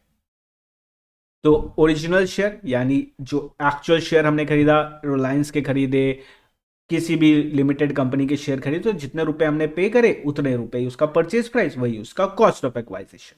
What will be it's full value of consideration, जितने रुपए में बेचा वही जनरली वाला फॉल करेगा इसमें, तो दैट माइनस दिस, तो अपने को कैपिटल गेन मिल जाएगा। देखा कितना आसान सा है। तो ओरिजिनल शेयर के लिए परचेज प्राइस लेना है, बोनस शेयर मिला यानी ओरिजिनल शेयर पे कुछ बोनस अलॉट किया गया, तो बोनस के लिए मैंने कोई रुपया दिया था क्या? सच सच बताओ, कुछ रुपया पे किया? नहीं, फोकट का है। फोकट का है तो उसका कॉस्ट क्या हो जाएगा? निल। सिंस ये फोकट का शेयर है तो इसका कॉस्ट अपने को क्या लेना है? निल लेना है। ओके, तो इंटेंजिबल एसेट के लिए परचेज किया तो परचेज प्राइस, और सेल्फ जनरेटेड है तो निल, जीरो, शून्य, कोई भी कॉस्ट नहीं लेना है उसका। शेयर्स के लिए जो ओरिजिनल शेयर है, X limited, Y limited, Reliance Industries या किसी का भी खरीदा, जितना रुपया पे करा वही उसका परचेज प्राइस बचा। बोनस का कॉस्ट होता है निल। सर ये 2001 वाला क्या है, समझेंगे थंबा।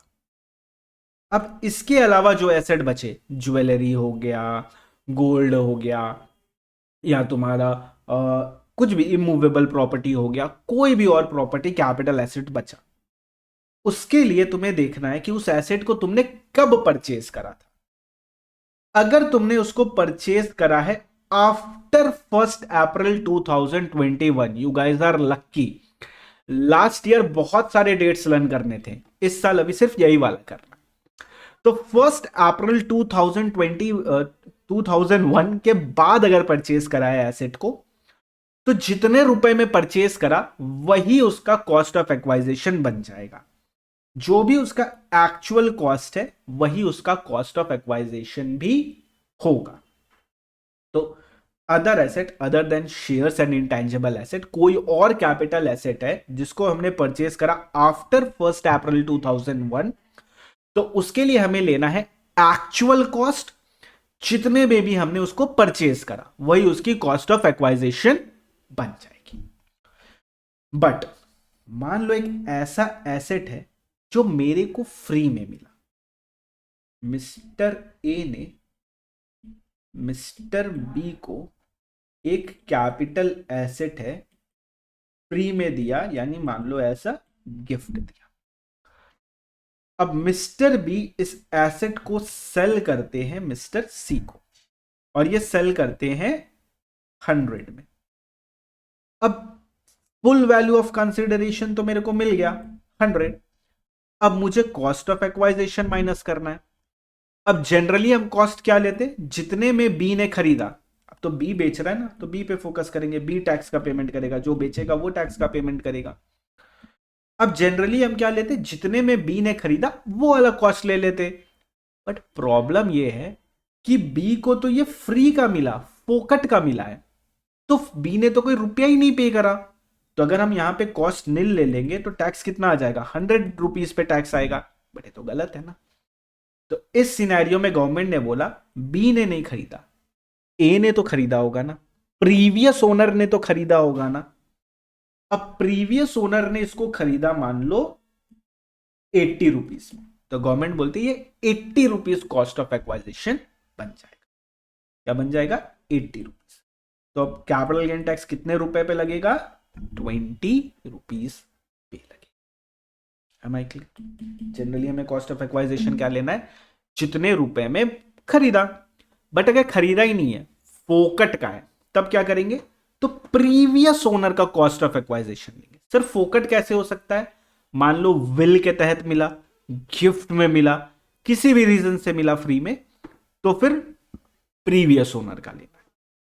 तो देखो यहां पे यही लिखा है, या तो एक्चुअल कॉस्ट ले लो, और अगर एक्चुअल कॉस्ट नहीं है मतलब फोकट का मिला है, तो प्रीवियस ओनर का कॉस्ट ले लो, कॉस्ट टू प्रीवियस ओनर। ए ने जितने में खरीदा था 80 रुपए, फिर 80 रुपीज ले लो। And this is for mister B, याद रखना टैक्स मिस्टर बी ही पे करेगा। Okay, am I clear with this? तो मुझे ये समझ में आया।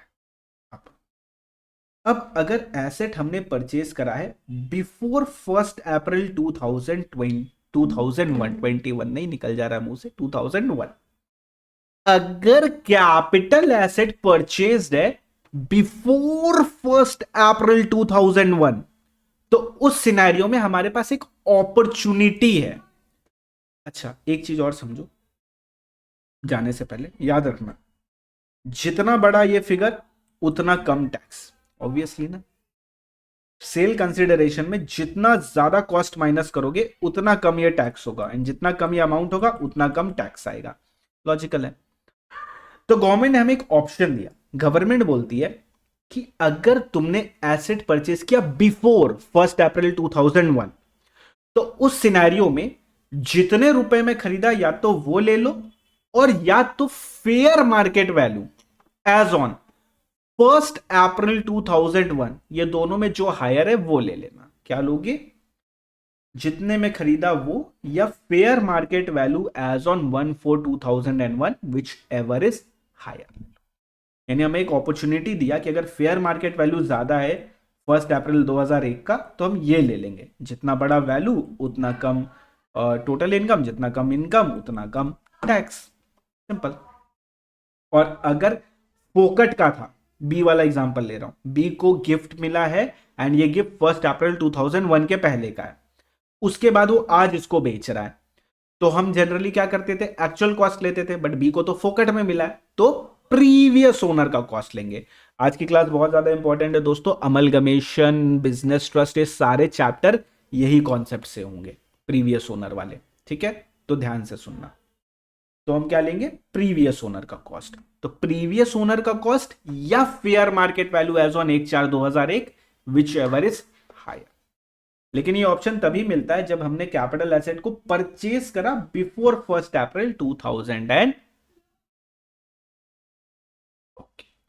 बट अगर हमने एक एसेट को परचेज करा 1 अप्रैल 2001 के पहले, एंड वो एसेट है एक इमूवेबल प्रॉपर्टी। वो एसेट क्या है? एक इमूवेबल प्रॉपर्टी। तो इस सिनेरियो में एक लिमिट लगती है, और वो लिमिट है एसडीवी की लिमिट।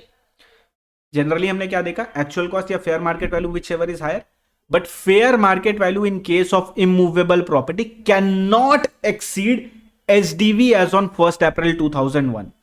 अब यहां बच्चा कंफ्यूज होता है 50C के साथ। 50C अलग था, that is full value of consideration, वो सेल्स के लिए था। हम कॉस्ट निकाल रहे, कॉस्ट दोनों अलग है, मर्ज मत कर देना। अब इमूवेबल प्रॉपर्टी की बात करते हैं। इमूवेबल प्रॉपर्टी के लिए या तो एक्चुअल कॉस्ट या तो fair market value as on 1/4/2001, but ये एसडीवी को एक्सटेंड नहीं करेगा। क्या ये? तो इसका फॉर्मूला क्या निकला? पहले एसडीवी के साथ कंपैरिजन कर लो। एसडीवी या fair market value as on 1 April 2001, दोनों में जो लोअर है वो ले लो। उसके बाद एक्चुअल कॉस्ट और इसका जो आंसर आया, ये दोनों में जो हायर है वो ले लो। जनरली क्या कर रहे थे? एक्चुअल कॉस्ट या FMV whichever is higher. But यहां पे बोलता है ये जो एफएमवी है ना, ये एसडीवी से ज्यादा नहीं होना चाहिए। तो एक काम करो, पहले इसी को कंपेयर कर लो। तो एसडीवी 1/4/2001, ये दोनों में जो लोअर है वो ले लो, एंड फिर जो आंसर आया उसको एक्चुअल के साथ कंपेयर करो, एंड जो हायर है वो ले लो। I think I have made my point clear. क्या? एक्चुअल कॉस्ट या एसडीवी एज ऑन 1/4/2001 या fair market value as on 1/4/2001। तो पहले इसको कंपेयर करेंगे, ये दोनों में जो लोअर है वो लेंगे, फिर उसको कंपेयर करेंगे एक्चुअल कॉस्ट से, एंड फिर जो आंसर आएगा वो अपने कंसीडर कर लेंगे। 1 मिनट, शायद ये अटक गया दोस्तों। चलो, वर्क कर रहा है, नहीं वर्क कर रहा है, करेगा।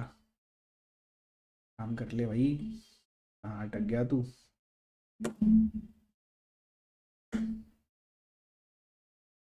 एक सेकेंड दोस्तों जस्ट अ मिनट दोस्तों, आ जाएगा। इसको कनेक्ट कर लेता हूँ, 1 मिनट। ओके दोस्तों, बैक इन एक्शन, काम करने लगा। अब इमूवेबल प्रॉपर्टी के लिए हम क्या लेंगे? एसडीवी एज ऑन 1/4/2001 या fair market value as on 1/4/2001, दोनों को लोअर लेंगे, फिर एक्चुअल कॉस्ट से कंपेयर कर लेंगे, whichever is higher consider. एकदम सिंपल एंड इजी। और अगर वही बात है, इमूवेबल प्रॉपर्टी अगर फोकट वाला है तो प्रीवियस ओनर, एक्चुअल कॉस्ट की जगह प्रीवियस ओनर का cost. Same concept, ditto same concept. अब देखो, जो भी एसेट हमने परचेज करा 1 अप्रैल 2021, उसमें हमें क्या ऑप्शन दिया गया? फेयर मार्केट वैल्यू से कंपेयर करके विच एवर इज हायर लेने का ऑप्शन दिया गया। ठीक है, कोई भी एसेट ठीक है, इमूवेबल के लिए भी ये ऑप्शन है, बट इसमें एफएमवी के ऊपर नहीं जाना चाहिए, बस इतना कंडीशन डाला। बाकी सब एसेट के लिए, चाहे वो कोई सा भी एसेट हो, ये कंडीशन है। अब आओ ऊपर जो छूट गया, इनटेंजिबल के लिए option of taking fair market value as on 1/4/2001 is not available. हमने गुडविल परचेज करी बिफोर 1 अप्रैल 2001, तो उसके लिए हमें कॉस्ट क्या लेनी है, परचेज प्राइस। यहां पे विच एवर इज हायर नहीं होगा, यही लिखा है। सिमिलरली शेयर्स की जब हम बात करें तो वहां पे हमें 1/4/2001 वाला बेनिफिट मिलेगा। यानी ओरिजिनल शेयर अगर हमने परचेज करा है बिफोर 1 अप्रैल 2001 एंड उसको अगर अपने बेच रहे हैं, तो उस सिनेरियो में कॉस्ट क्या लेना है अपने को, या तो परचेज प्राइस या तो fair market value as on 1/4/2001, दोनों में विच एवर इज हायर। तो शेयर्स के लिए हमें यह बेनिफिट मिलेगा। बोनस शेयर का कॉस्ट क्या होता है, फोकट का है तो नील होता है, बट अगर तुमने उसको बिफोर 1 अप्रैल 2001 परचेज करा है, तो उस सिनेरियो में हम लेंगे fair market value as on 1/4/2001।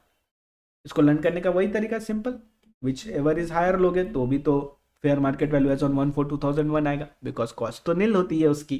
ठीक है, तो original share and bonus share के लिए अवेलेबल है हमारे पास। Sir right share wait will discuss about it, पहले लिखते हैं। अच्छा, लिखेंगे तो लर्न हो जाएगा ना, नहीं लिखेंगे तो लर्न नहीं होगा। अब देखो अदर एसेट का ही लिखेंगे। अदर एसेट्स के लिए दो सिनेरियो, या तो हमने उसको परचेज करा आफ्टर 1/4/2001, तो उस सिनेरियो में क्या लेना है, जितने में खरीदा वही एक्चुअल कॉस्ट, और अगर फोकट का मिला है तो प्रीवियस ओनर का कॉस्ट ले लेंगे।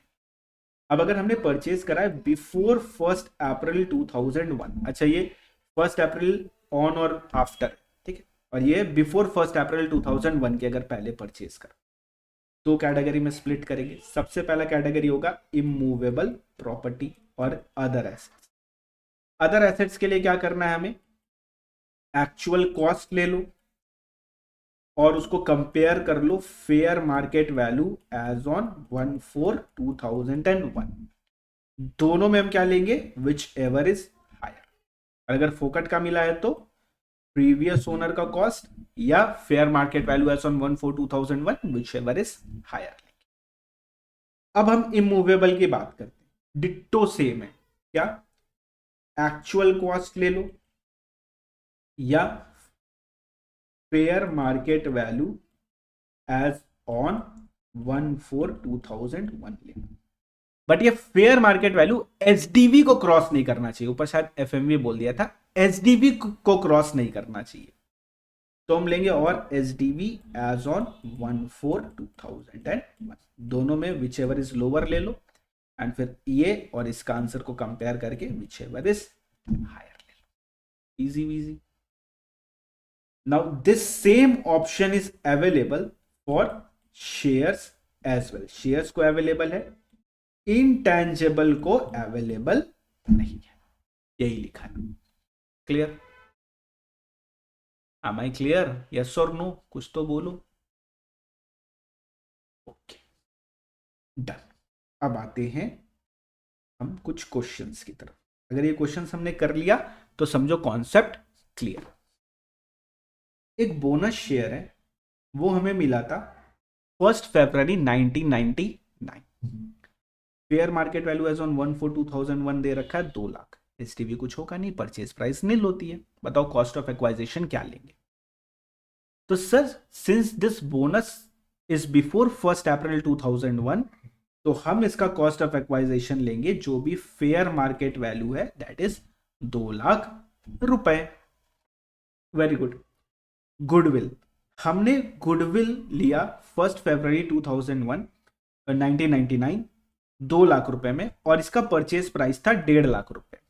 Goodwill is an intangible asset. Intangible asset के लिए दो चीजें, अगर आफ्टर है 1/4/2001 तो परचेज प्राइस लेना है, एंड बिफोर है तो भी परचेज प्राइस लेना है। दोनों ही सिनेरियो में परचेज प्राइस ही लेना है। तो इसके लिए क्या हो जाएगा, 1.5 लाख रुपए। Copyright is an intangible asset and this is self generated. अब सेल्फ जनरेटेड है ना, तो एफएमवी से वैसे भी नहीं मिलता है, कोई मतलब ही नहीं है। और आफ्टर वाला केस है, तो इस सिनेरियो में सेल्फ जनरेटेड के लिए always the answer will be nil. Silver utensil 1 मार्च 2022 को लिया, फेयर मार्केट वैल्यू दिया, परचेज प्राइस दिया। पहली बात, 1 अप्रैल 2001 के बाद का है, तो कंपैरिजन का कोई सीन नहीं है। कितने में परचेज करा? 1,20,000। So the answer will be answer will be शून्य बट्टे सन्नाटा। क्यों? Because silver utensil is not a capital asset, so no capital gain. तो कोई कॉस्ट ऑफ एक्वाइजिशन वगैरह निकालने का कोई झमेला नहीं। ओके, नाउ बात करते हैं बिल्डिंग की। कब खरीदा? 1 अप्रैल 2001 के पहले खरीदा। तो सेम है, एफएमवी या purchase price whichever is higher लेते हैं, but FMV can not exceed SDV, stamp duty value. तो पहले ये दोनों को कंपेयर कर लेते हैं। ये दोनों में विच एवर इज लोअर लेना है अपने को। क्या आया? 9 लाख।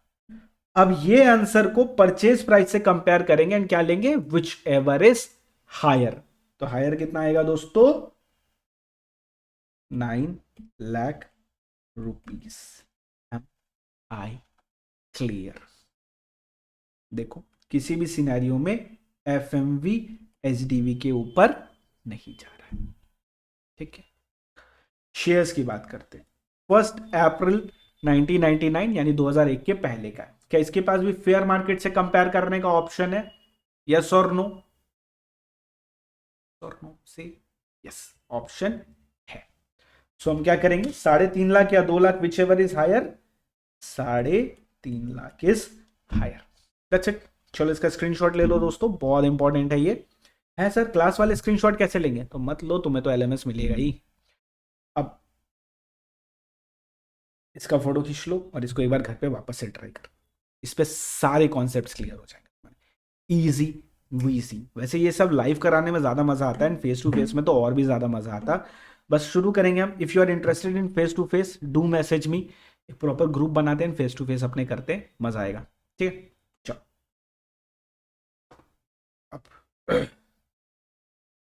अब एक क्वेश्चन सॉल्व करते हैं, इससे अपने को बहुत अच्छी क्लैरिटी मिल जाएगी। अच्छा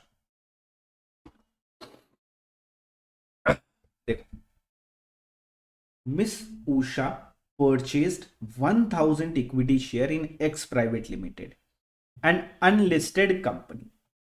X Private Limited unlisted company, बताओ लॉन्ग टर्म शॉर्ट टर्म के लिए कितना महीना देखेंगे? 12 मंथ्स या 24 months? Very good, 24 months. 24 month से ज्यादा होगा तो लॉन्ग टर्म, 24 तक होगा तो शॉर्ट टर्म। 30 रुपए में खरीदा था एंड ब्रोकरेज पे करा था 1% का। कब खरीदा? जनवरी 1996 में। क्या ये 1 अप्रैल के पहले का केस है? द आंसर इज यस, ये 1 अप्रैल के पहले का केस है। Okay. She gets 100 bonus share in August 2000। She again gets 1100 bonus share by virtue of her holding in February 2006. Fair market value of the share of X Private Limited as on 1st April was rupees 80. 80 रुपए is the fair market value as on 1/4/2001. 1st January 2026, she transferred all her share at rupees 200 and brokerage was 2%. All her share. कब? 1st January 2026. Now listen closely. इसको रब करता हूं ताकि fresh न बने। Now listen closely. सारे share बेचे, यानी ओरिजिनल शेयर भी बेचा। एक बोनस अपने को 2000 में मिला था अगस्त में, ये वाला भी बेचा। फरवरी 2006 में जो बोनस मिला वो भी बेचा, एंड 1996 में जो ओरिजिनल शेयर 1000 खरीदे थे वो भी हमने बेचे। क्लियर? No problem. ओके। बेचा मतलब ट्रांसफर किया। इस शेयर कैपिटल एसेट? यस। तो कैपिटल एसेट है, ट्रांसफर हुआ, it is not exempt. Gain arise होगा तो कैपिटल गेन टैक्स पे करना पड़ेगा। इंडेक्सेशन का बेनिफिट अब नहीं मिलता है, थोड़ी देर में पढ़ेंगे। तो अब आते बैक टू कॉन्सेप्ट। क्या करेंगे, सबसे पहले इसको सॉल्व करने के लिए 3 पार्ट में डिवाइड करना पड़ेगा। पहली बात करेंगे ओरिजिनल शेयर्स। कितने थे ओरिजिनल शेयर्स? 1000 इक्विटी शेयर 30 रुपए में हमने खरीदा था 1996 में, तो 1996 में 1000 शेयर्स हमने। फिर नेक्स्ट है बोनस शेयर। बोनस शेयर कब मिला था? अगस्त में मिला था 2000 में। कितना मिला था? 100 शेयर्स। ओके। फिर एक बोनस शेयर अपने को मिला था फरवरी में 2006 में। कितना मिला था? 100 बोनस शेयर, 1100 बोनस शेयर। यहां तक तो कोई दिक्कत नहीं है, बस जो लिखा था उसको स्प्लिट करा कॉलम वाइज। और कॉलम भी बना लेते हैं। कृपया करके साथ साथ बनाए या मेरे आगे निकलने का प्रयास करें। लाइव क्लास होता या फेस टू फेस होता तो भी सामने बैठा के बनाता सबको। फॉर्मूला क्या है? Full value of consideration less expense always लिखोगे। इससे क्या आएगा? Net sale consideration. क्या माइनस करोगे? Cost of acquisition. क्या आएगा? Capital gain. अब लॉन्ग टर्म आएगा कि शॉर्ट टर्म आएगा? लॉन्ग टर्म ही आएगा, वैसे भी सारा का सारा लॉन्ग टर्म कैपिटल गेन ही आएगा। क्यों? क्योंकि 2006 बेचा कब? 2026, 20 साल बाद। 24 से बहुत ज्यादा है। ठीक है, अब full value of consideration original share का क्या लेंगे? तो शेयर्स के लिए फुल वैल्यू ऑफ कंसिडरेशन क्या होता है? जनरली कितने रुपए में बेचा, जितने में भी बेचा वही लेना है। कितने में बेचा? 200 रुपए में बेचा, तो 200 रुपए लेंगे। तो 1000 इंटू 200, 1000 इंटू 200। इसके लिए भी सेम है, सारे शेयर बेचे तो 100 इंटू 200। इसके लिए भी सेम है, 1100 इंटू 200। साथ साथ सॉल्व करते चलते हैं। थोड़ा सा पेन हो रहा है दोस्तों हाथ में, लेकिन अपने को रुकना नहीं है, मैनेजेबल है, उतना दिक्कत नहीं। And I am proud of you guys, आप लोग मेरा बहुत सपोर्ट कर रहे हो इस सिचुएशन में। And thank you so much. 20,000।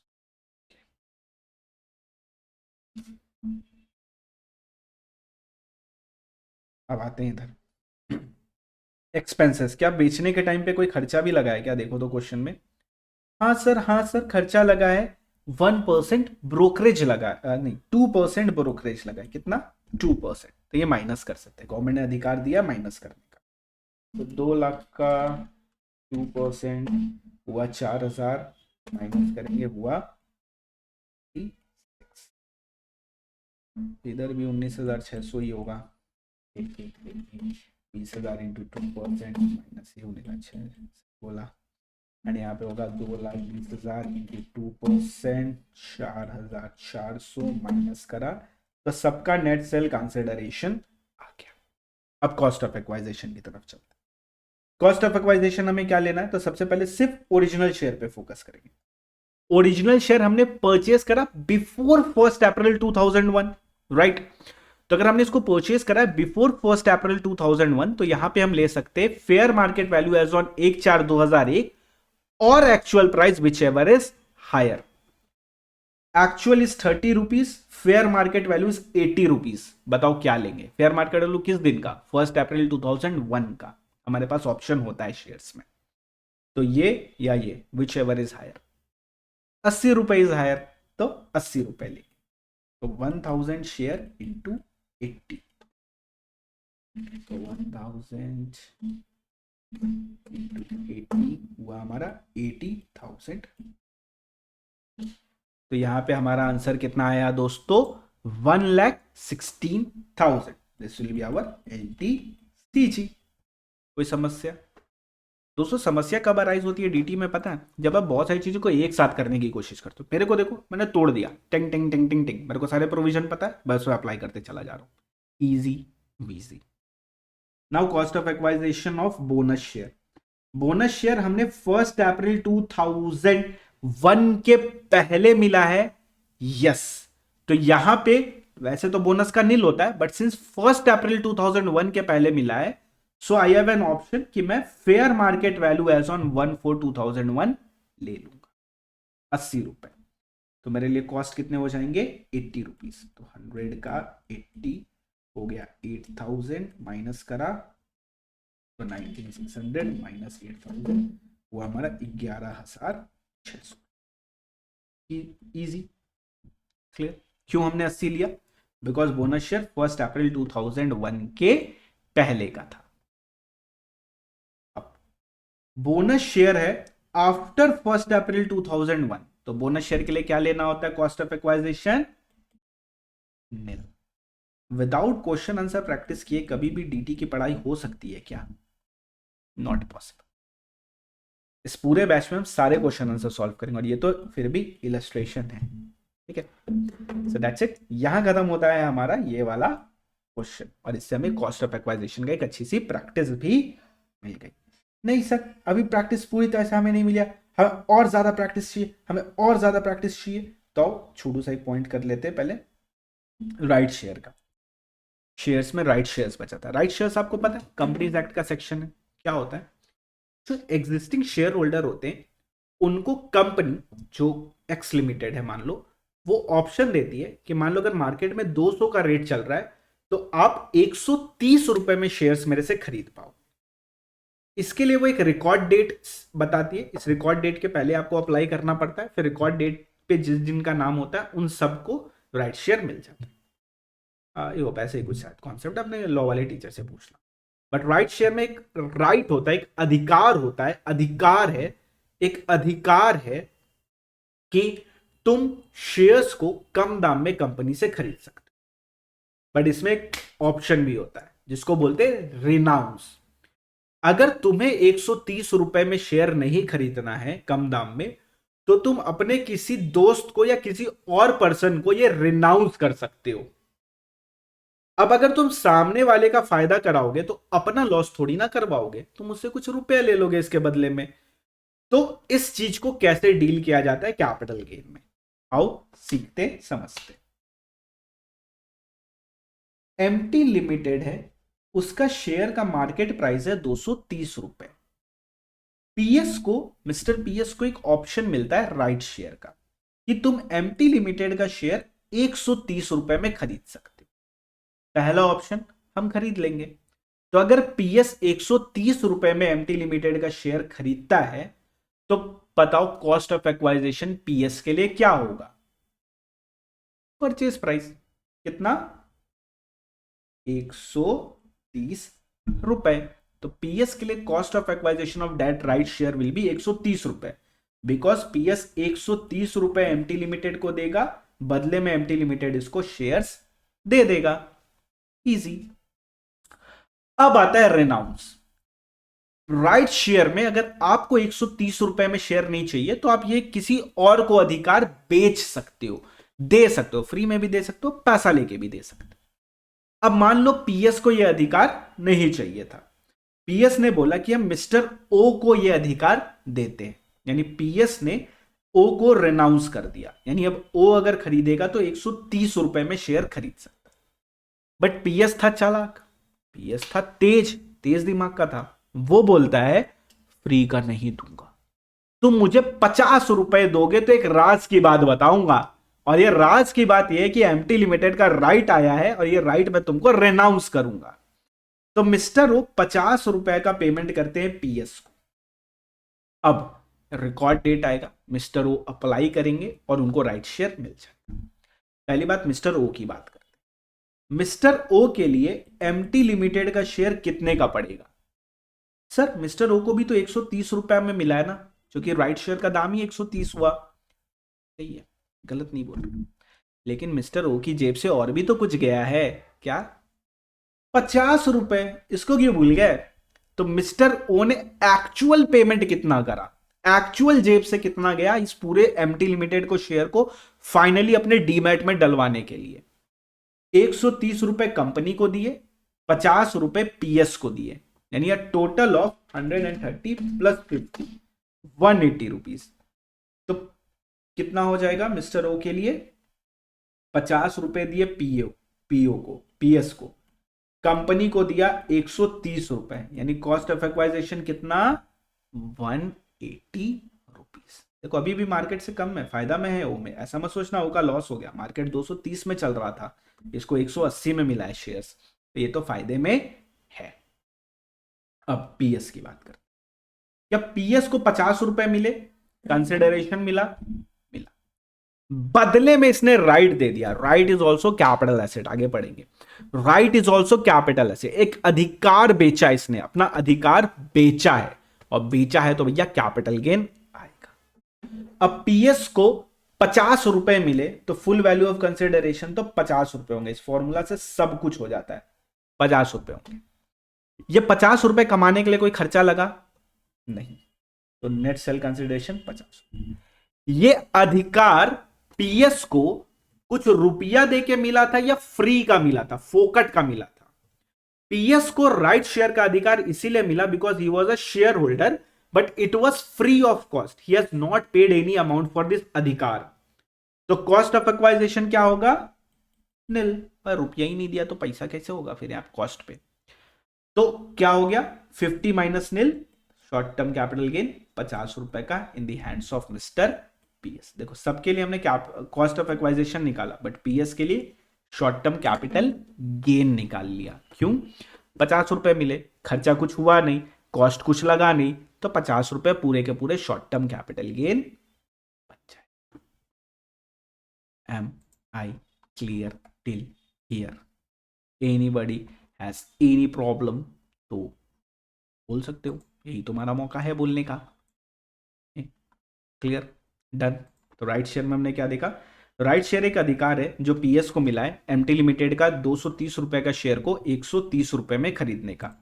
अब ये अधिकार या तो वो ले ले या तो किसी को बेच दे। अगर खुद ले लेगा तो 130 रुपया कंपनी को पे करेगा, बदले में कंपनी उसको शेयर्स दे देगी।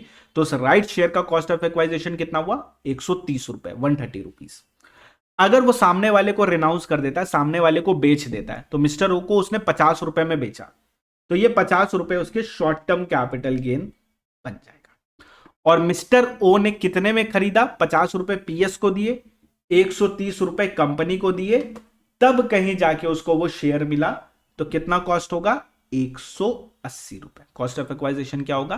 180 rupees. Clear? Clinical clear? Okay, तो यहां दोस्तों खत्म होता है हमारा अभी के लिए। थोड़ा पॉइंट बचा, बाद में करेंगे, अभी नहीं।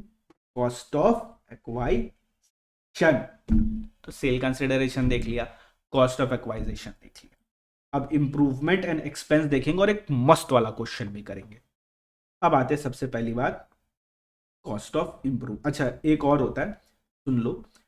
लॉन्ग टर्म कैपिटल गेन में ना, पहले जो कॉस्ट ऑफ एक्वाइजेशन निकाला, there is nothing change, 0% change, उसको हम इंडेक्स करते थे।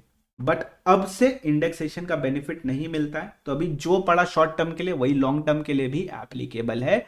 No changes in cost of acquisition, except एक जगह, वो बताऊंगा। अभी के लिए कोई इंडेक्सेशन का बेनिफिट नहीं है, तो जो भी हमने पढ़ा ये सेम है, ये भी सेम है, ये भी सेम होगा, ये भी सेम होगा, सब कुछ सेम होने वाला है। ठीक है, अब आते हैं फटाफट नेक्स्ट कॉन्सेप्ट की तरफ, that is our cost of improvement. Cost of improvement only after 1 April 2001 वाला will be allowed. What is cost of improvement? Very much easy. Mister A ने एक बिल्डिंग सेल करी मिस्टर बी को। ये building इसने बेची थी 10 लाख रुपए। तो मिस्टर ए का जो भी कैपिटल गेन उस समय लगा होगा फलाना डमा का, we don't have to worry about that. Mister B ने कितना रुपया पे करा? 10 लाख रुपए पे करे उस बिल्डिंग के लिए।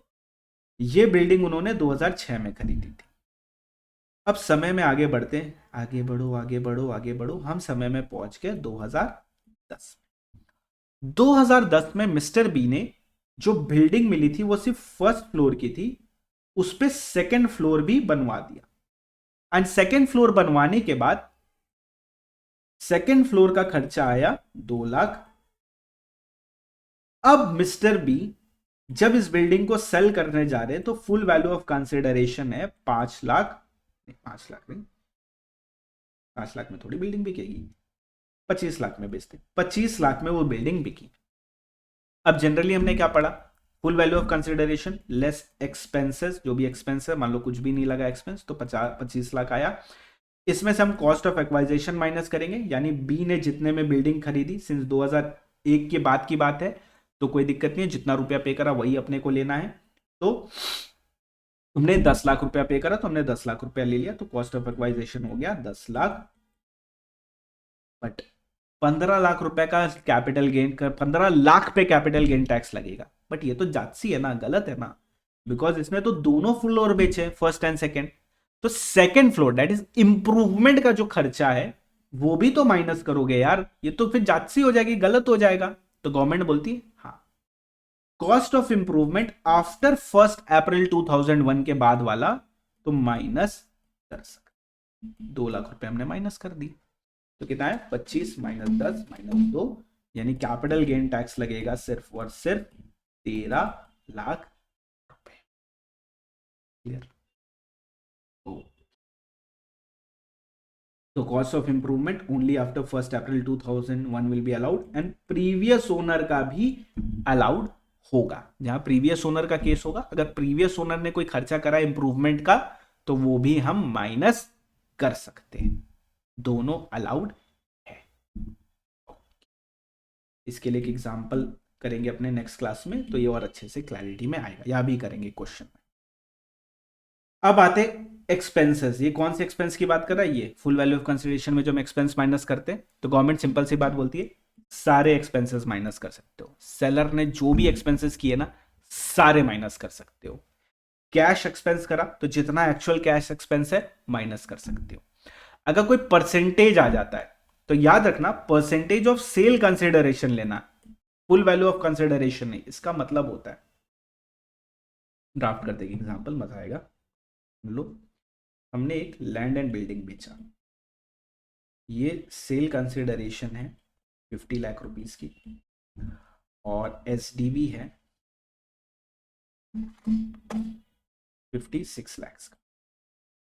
एक्सपेंस हमें लगा है 2% ब्रोकरेज। अब गौर नाल देखना, जब हम फुल वैल्यू ऑफ कंसिडरेशन निकालेंगे तो हम कौन सा सेक्शन लेंगे? 50 सी क्या बोलता है? 110% से ज्यादा है तो एसडीवी लेना है। तो सेल कंसिडरेशन का 110% करेंगे तो कितना आएगा? 55 लाख। इस SDV more than 110% of sale consideration? Is SDV more than 110%? तो फुल वैल्यू ऑफ कंसिडरेशन कितना होगा? 50। अब एक्सपेंस तो माइनस कर सकते, तो बताओ ये 2% ब्रोकरेज किसका माइनस करोगे? 56 का या 50 का? सोच समझ के जवाब दो। मैं पानी पीता हूं तो एक हाथ से पानी खोलना पड़ता है।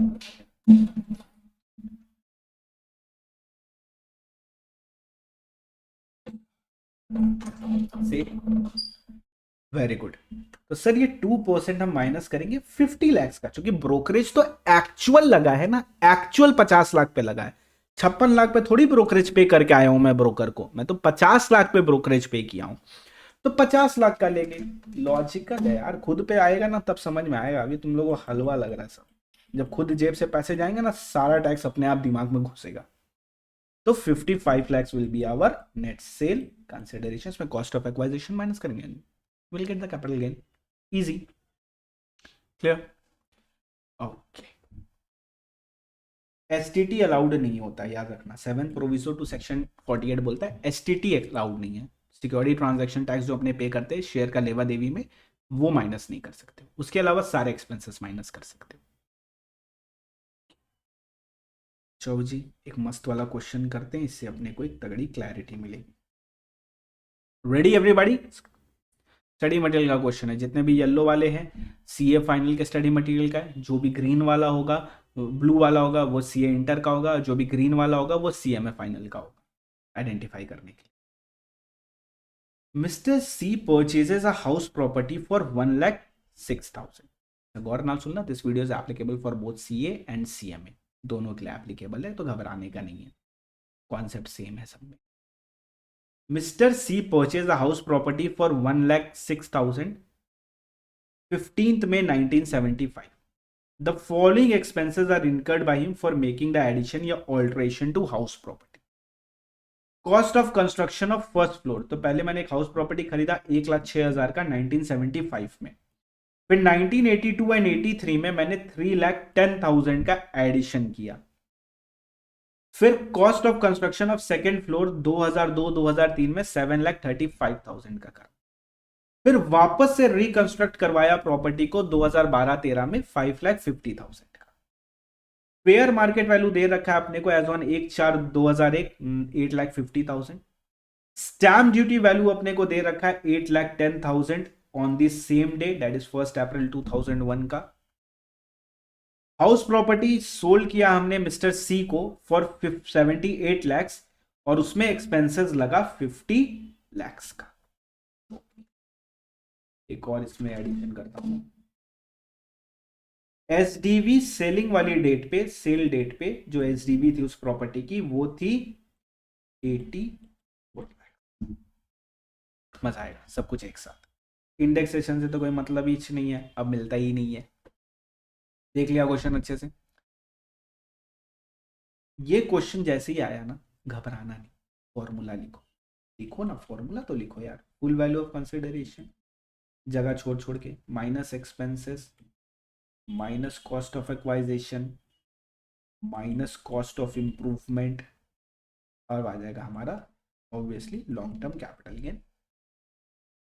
फुल वैल्यू ऑफ कंसिडरेशन पहली बात देखते, प्रॉपर्टी कितने में बेचा, प्रॉपर्टी बेचा 78 lakhs में, एसडीवी सेल वाले डेट पे कितनी है 84 lakhs, तो क्या चेक करेंगे 50 सी क्या बोलता है 110% से अगर ज्यादा है तो एसडीवी ले लेंगे, तो 78 lakhs का 110% होता है हमारा 85,80,000। एसडीवी कितनी है 84 lakhs, क्या लेंगे फिर हम लेंगे actual consideration that is 78 lakhs। गलती से 85,80,000 मत ले लेना, ठीक है, वो सिर्फ चेकिंग के लिए, कंप्यूटेशन में नहीं आता है। मास्टर क्वेश्चन कर, अभी तक जो जो पढ़ा सब कुछ एक साथ ले रहे। एक्सपेंस की बात करते 50,000, all expenses are allowed, no issues. 50,000 minus कर लो भाई, दयावान है गवर्नमेंट। 78 lakhs minus 50,000 77,50,000। अब कॉस्ट ऑफ एक्वाइजिशन इसमें से माइनस कर, कब परचेज करी प्रॉपर्टी 15 में 1975, यानी 1 अप्रैल 2001 के पहले की प्रॉपर्टी है, इमूवेबल प्रॉपर्टी है। याद है इमूवेबल प्रॉपर्टी के लिए हमने क्या देखा था, इमूवेबल प्रॉपर्टी के लिए हमने देखा था अगर बिफोर 1 अप्रैल 2001 है, लिखो लर्न हो जाएगा, लिखो लर्न हो जाएगा, सही बोल रहा हूं। एक्चुअल कॉस्ट ले लो या एफएमवी या एसडीवी, दोनों में लोअर। अच्छा ये कौन से दिन का लेना है 1/4/2001 का लेना है। एफएमवी कितना है 8,50,000, एसडीवी उस दिन कितनी थी 8,10,000, क्या लेना है विच एवर इज लोअर, कितना आया 8,10,000। अब इसको कंपेयर करो एक्चुअल कॉस्ट से, एक्चुअल कॉस्ट कितनी है 1,06,000। अब क्या करोगे विच एवर इज हायर लोगे, कितना आएगा 8,10,000। लिख के करो, कभी मिस्टेक नहीं होगा कैपिटल गेन में, क्योंकि कॉन्सेप्चुअली पूरी क्लैरिटी के साथ पढ़ रहे हैं अपने। तो कितना हुआ 8,10,000 मैंने माइनस कर दिया। अब आते कॉस्ट ऑफ इंप्रूवमेंट की तरफ, all improvement are allowed but before 1 April 2001। ऐसा क्यों बोलते हैं हम लोग, ऐसा इसलिए बोलते हैं बिकॉज देखो 1 अप्रैल 2001 को मैंने ऑलरेडी एफएमवी से कंपेयर करके फिगर ली हुई है, यानी 1 अप्रैल 2001 को ऑलरेडी फर्स्ट फ्लोर भी कैलकुलेशन में आ चुका है, इसीलिए जो भी इंप्रूवमेंट हमने 1 अप्रैल 2001 के पहले करे वो हमें नहीं लेने होते, वो हमें नहीं लेने होते। 1 अप्रैल के बाद वाला है सारे चलेंगे, कोई दिक्कत नहीं है, इंडेक्सेशन का बेनिफिट अब वैसे भी अवेलेबल नहीं होता है, तो पूरे फिगर को अपने माइनस कर सकते हैं। तो माइनस करते हैं कितना 7,35,000 5,50,000, 7,35,000 एंड 5,50,000। ओके माइनस करते हैं इसको, एलटीसीजी हमारा 78 lakhs minus 50,000 minus 8 lakhs 735, 5,50,000. So the answer is 56,55,000. ये है हमारा long term capital gain and इस पे टैक्स का पेमेंट करना पड़ेगा। Am I clear till here? किसी को कोई doubt? Okay, done, clear, clarity. Now see, एक क्वेश्चन होमवर्क दे रहा हूँ, स्क्रीनशॉट ले लो। LMS वालों को तो मिल जाएगा, बस यूट्यूब वालों स्क्रीनशॉट ले लो। ये क्वेश्चन तुम्हें करना है, राइट शेयर। बड़ा आसान सा क्वेश्चन है, नेक्स्ट क्लास में अपने सॉल्व करेंगे, बट उसके पहले तुम्हें इस क्वेश्चन को करना है, ठीक है? ओके दोस्तों, तो दोस्तों आज हमने कितनी सारी चीजें पढ़ी। देखो, आज हमने सबसे पहली बात पढ़ी कि कैपिटल गेन टैक्स कब लगता है, कैपिटल एसेट होना चाहिए, ट्रांसफर होना चाहिए, गेन होना चाहिए, एग्जाम नहीं होना चाहिए, कैपिटल गेन लगेगा। फिर हमने देखा कैपिटल एसेट क्या होता है, उसकी डेफिनेशन हमने देखी, और क्या नहीं होता है ये भी हमने देखा। फिर हमने पीरियड ऑफ होल्डिंग देखा कि लॉन्ग टर्म होगा कि शॉर्ट टर्म होगा, किस पे डिपेंड करेगा, पीरियड ऑफ होल्डिंग पे डिपेंड करेगा। तो इस चीज के बारे में हमने चर्चा करी। फिर हमने देखा ये फॉर्मूला सेक्शन नंबर 48 का, जिससे पूरा कैपिटल गेन सॉल्व होगा आज की क्लास से लेके लास्ट क्लास तक। Capital gain is a lengthy topic, आराम से करेंगे, हड़बड़ाना नहीं है हमें, ठीक है? सेल कंसिडरेशन हमने देखा, जिसमें हमने 50C देखा, 50D देखा, जनरली देखा, 50CA देखा। फिर एक्सपेंसेस सारे माइनस हो जाते हैं एक्सेप्ट STT। फिर हमने कॉस्ट ऑफ एक्वाइजेशन देखा है उस चार्ट के जरिए, अब इंडेक्सेशन होता नहीं है तो उस पर फोकस ही नहीं करना। फिर हमने देखा कॉस्ट ऑफ इंप्रूवमेंट। फिर एग्जेम्पशन हमने देखी, अभी नहीं देखी, एग्जेम्पशन देखेंगे तो शॉर्ट टर्म आ जाएगा। सिमिलरली लॉन्ग टर्म आएगा, सिंस इंडेक्सेशन का बेनिफिट नहीं है तो there is no change in this too except in one case, वो अपने डिस्कस करेंगे। Okay, that's it. तो हमने ये सारी चीजें देखी। अब इस LMS को मैं आपके साथ शेयर कर दूंगा आपके उसमें ऐप में, तो आप इसको अच्छे से रिवाइज कर लेना। सो that's it for today, thank you very much for joining in. दोस्तों मैं जानता हूँ बुक नहीं आया, इसलिए LMS के थ्रू ही अपने पढ़ रहे हैं, और LMS के थ्रू ही कैपिटल गेन पढ़ना है पूरा का पूरा। ये गुड न्यूज है आपके लिए, तो चार्ट बनाते रहना, बहुत हेल्प मिलेगा। नेक्स्ट क्लास में हम टैक्स रेट करेंगे, बहुत ही ज्यादा इंपॉर्टेंट है। और आशा करता हूं आपको ये वीडियो पसंद आ रही होगी। तो क्लास अगर अभी तक नहीं ली है तो ले लो, टाइमली क्लासेस कंप्लीट कर लो, डिले मत करो, और लोगों के साथ भी शेयर करो। चैनल पे ना तो सब्सक्राइब कर दो, वीडियो लाइक कर दो एंड शेयर कर दो। So that's it for today, thank you very much for joining in दोस्तों, बाय बाय, टेक केयर, जय श्री राम दोस्तों, हर हर Mahadev. And face to face and live का मेरे को जरूर तुम बताना क्या करना है, ठीक है? चलो, टेक केयर।